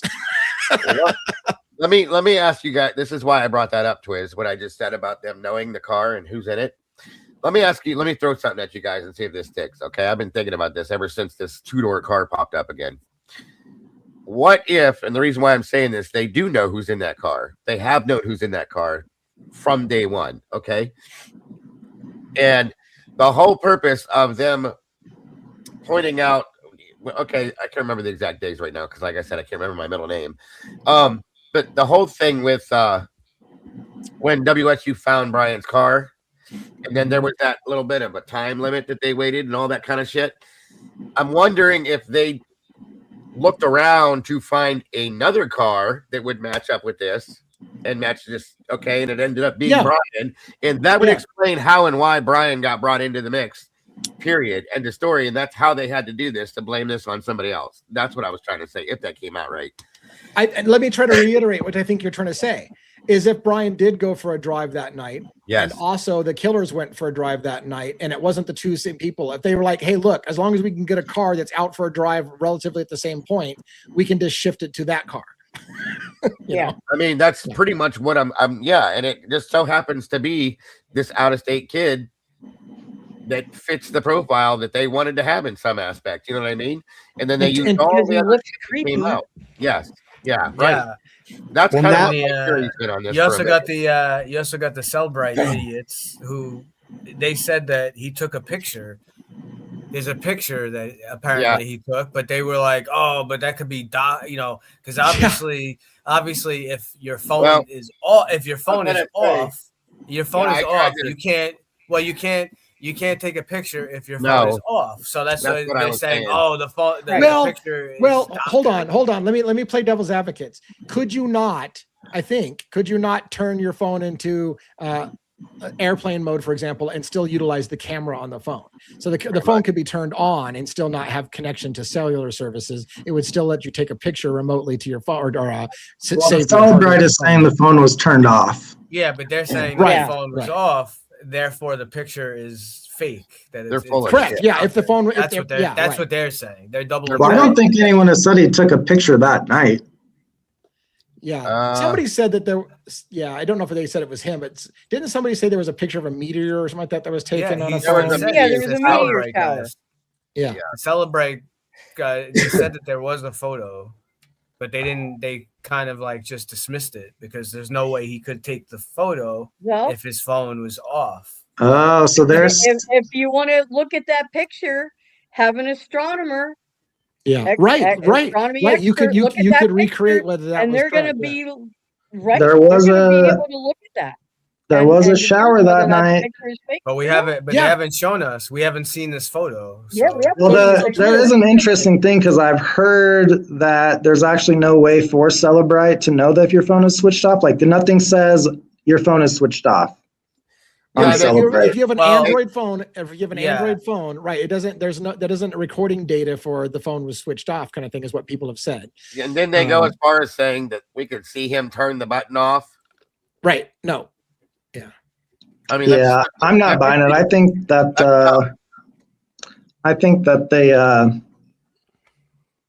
they just want his phone to be off. yes, that's They Yeah. switch. Yeah, They because change it is everything. what This they is the thing in that's their like narrative.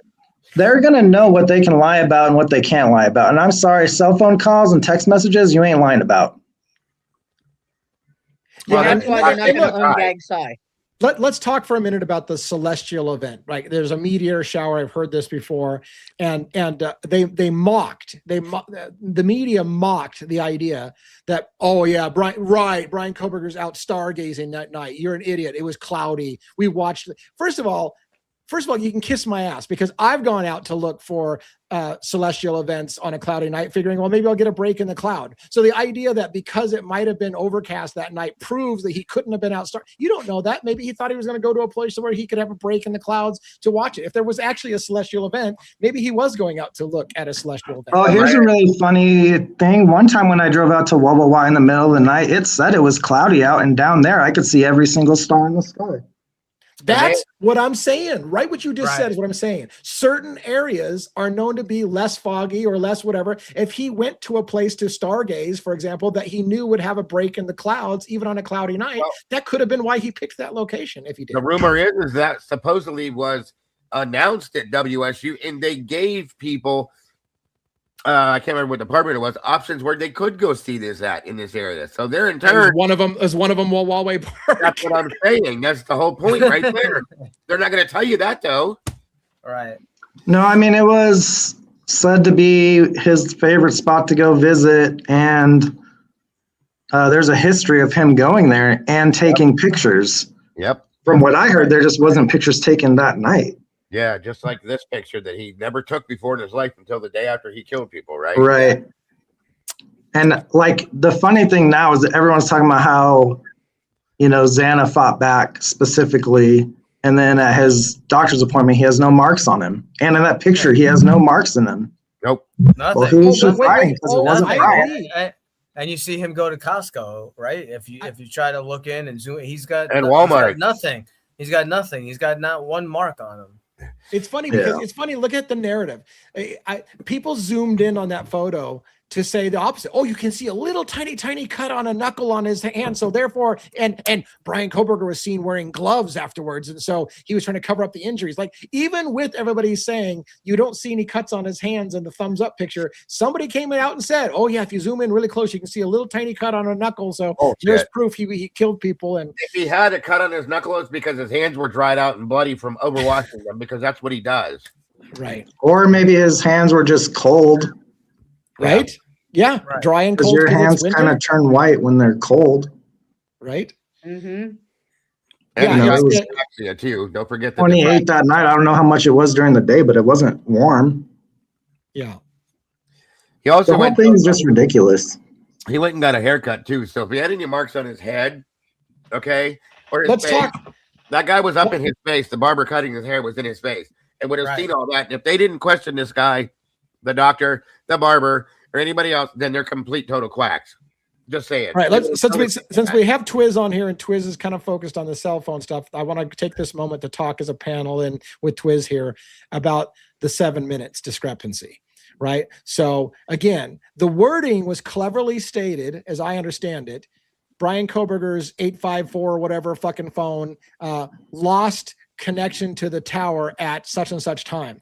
And Ann Taylor and Cy Ray together, it seemed like we're going to say, no, It was actually 7 minutes off from that. And as she said in a court thing I saw, the 7 minutes matter. That 7 minutes that you're trying to lie about when the phone lost connection matters. And I thought they were going to say, if you looked at the timing advance records, you would see the direction of travel is away from Pullman towards Wallaway Park. And it seemed like they even, and I'm almost done shutting up. It seemed like they even conceded the prosecution. Well, even if you could prove that, it doesn't mean that he couldn't have flipped around in the road and come back. That was their argument, because they were basically almost kind of conceding, yes, we lied about the 7 minutes. We know he was going the other direction, but that doesn't mean he couldn't have flipped around somewhere. You guys want to comment on that? No, that's absolutely what they were doing. And they did lie about when his phone stopped reporting to the network. Yep. This is what happened. I believe it was a data. He was using data, which does show up on the CDRs as well. So like CDRs, there's several levels of them when you're getting warrants for them. Like the basic CDR doesn't show data, but like a higher up warrant does, is how Cy explained it to me. Right. Or explained it to us, because it's on one of his lives on YouTube. But they just used that when the data started. It was like the last like file before it stopped reporting to the network, right? But they went from the start time, not the end time. So the data session ended 7 minutes later, but they said that it ended when it started. And the reason why, if I'm understanding it, the reason why is because the start of it puts him closer to not having left Pullman. But I don't think it had anything to do with the cell phone towers. I think they were trying to, because they were tracking that in the PCA, they're tracking that car on WSU and claiming that it drove to Moscow, right? Well, here's the other issue. There's a camera at that intersection with Bishop Boulevard and the Moscow Pullman Highway, but they don't have him on that camera. So there's no way he could have driven straight to Moscow right there like they were claiming. They said he was going down Stadium Way, took a left to head to Moscow, but he's not on that camera. The whole thing was a fucking joke. Yeah. Mm-hmm.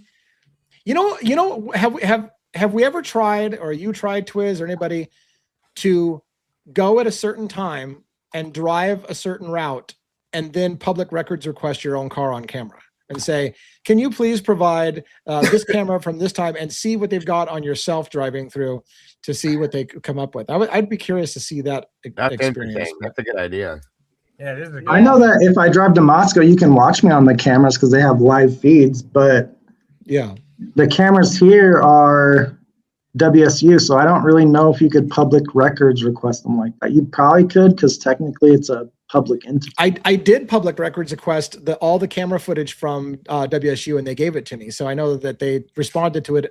Now I don't know if they responded to it only because it was part of a police investigation, or whether it's something you can always get. Yeah, I mean, they're not going to save them forever. Yeah. You could do that. I don't want the whole world to know what kind of car I drive, but right.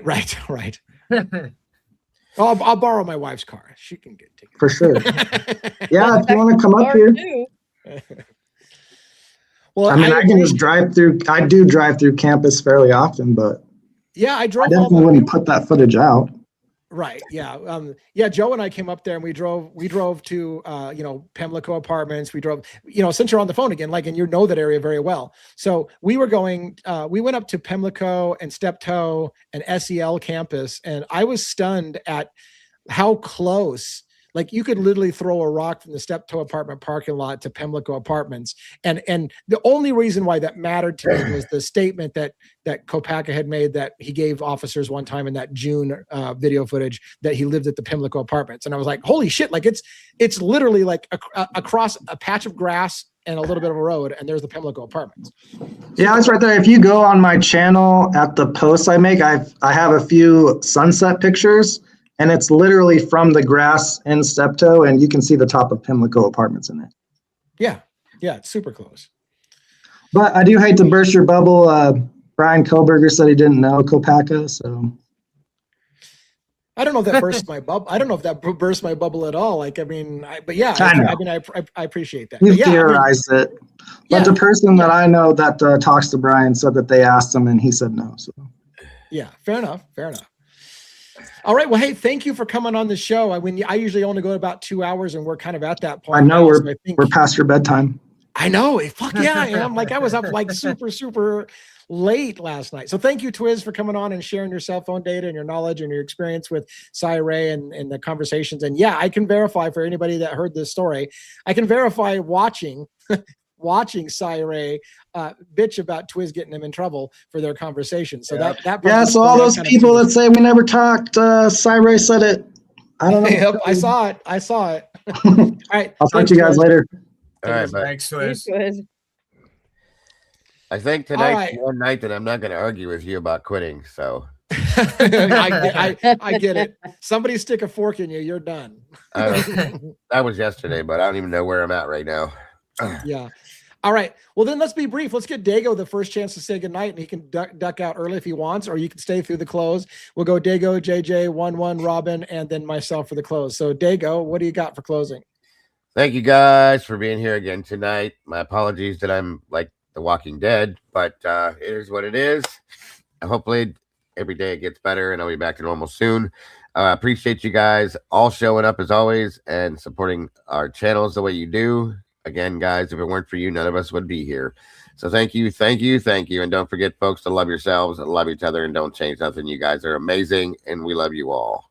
Have a wonderful night, folks. And if you love yourself, don't do it on camera. Keep that shit private. But there you go.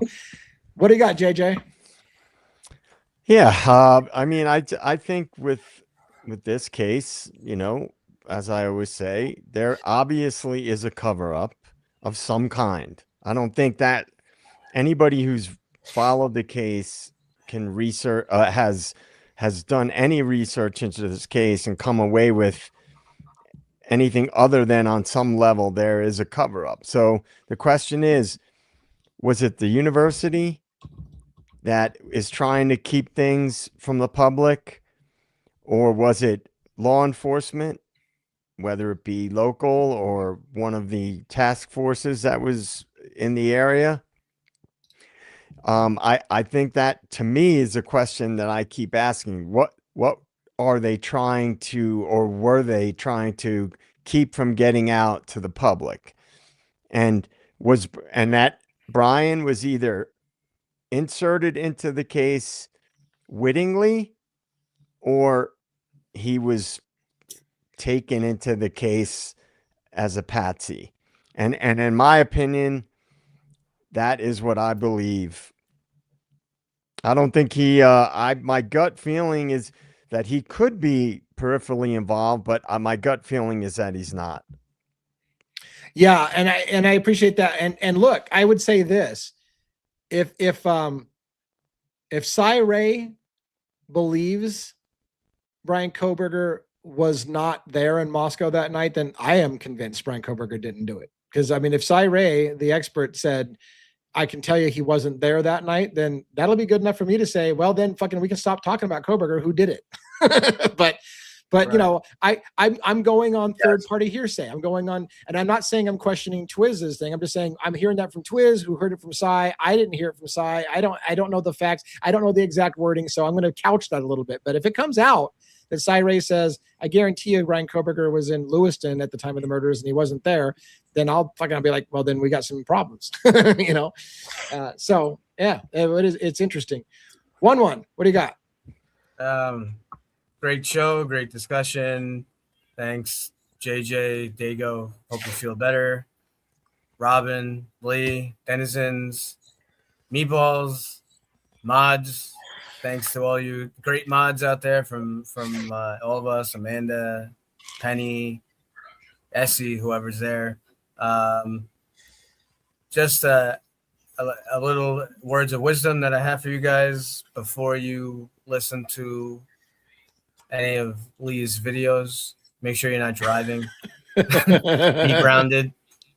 That's what I got for you tonight. That's funny shit. Thank you very much, and I'm glad that you're safe. Don't drive and listen to DA. That's probably a bad thing. Robin, what do you got?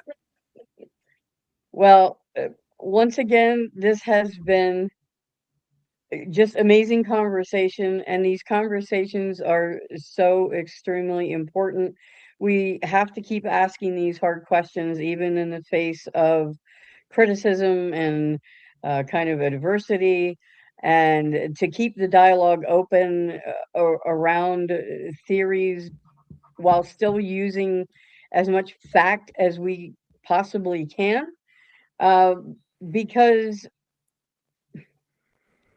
we shouldn't have to wonder if the man that is sitting in jail is the perpetrator of these horrendous crimes, or if he's the only perpetrator of these crimes. We should know that before he was put in jail. There should have been a trial, and it's really sticking in my craw. You know, you said it earlier, Lee, about the whole grand jury thing. That should not even be a thing anymore, because that's like having a trial without even having the defense there, and I don't understand that at all. So we have to keep pushing, folks. Thanks to each and every one of you for coming out.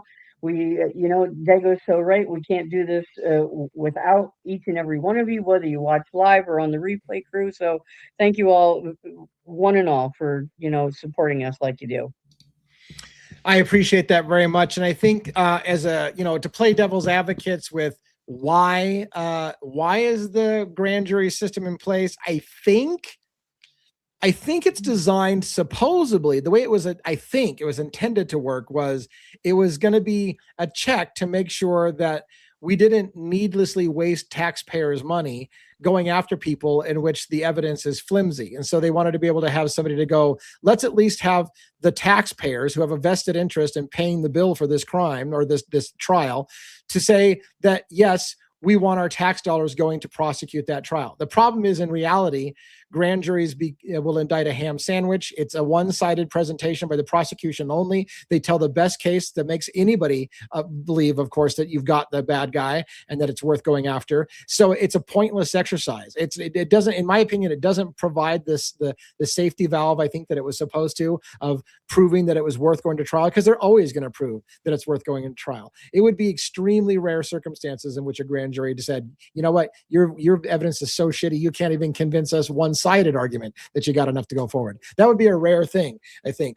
And in that regards, I think the grand jury system should be revised or eliminated, because it leads people in America who are sheeple and don't think to think, oh, that must mean something. If a grand jury said they're guilty, they must be guilty. No, first of all, the grand jury didn't say they were guilty. The grand jury just said you have enough evidence to proceed to trial. But for a lot of people, that means you must have something bad on you, without factoring in that the defense never even got a chance to present any information in that grand jury that would have made a person say, maybe you don't have enough shit to go to trial. So thanks for listening. I hope you guys got something out of it. One of the things we try to do with this channel is educate you on things like that. What is a grand jury? What is a petite jury? What is a magistrate? What is a trial judge? What is an appellate judge? We try to talk about all those little things. Why is it the Commonwealth of Pennsylvania and the state of Washington? What's the difference between a state and a Commonwealth? All those little trivia things come up a lot in our show as well. We try to educate you as well as entertain you and make you spew coffee out of your nose while you're driving down a street in New York. So thanks for watching the show. Have a good night, everybody. See you again next time at 6 p.m. Pacific Standard Time. Good night. Good night, everybody. Good night. Good night.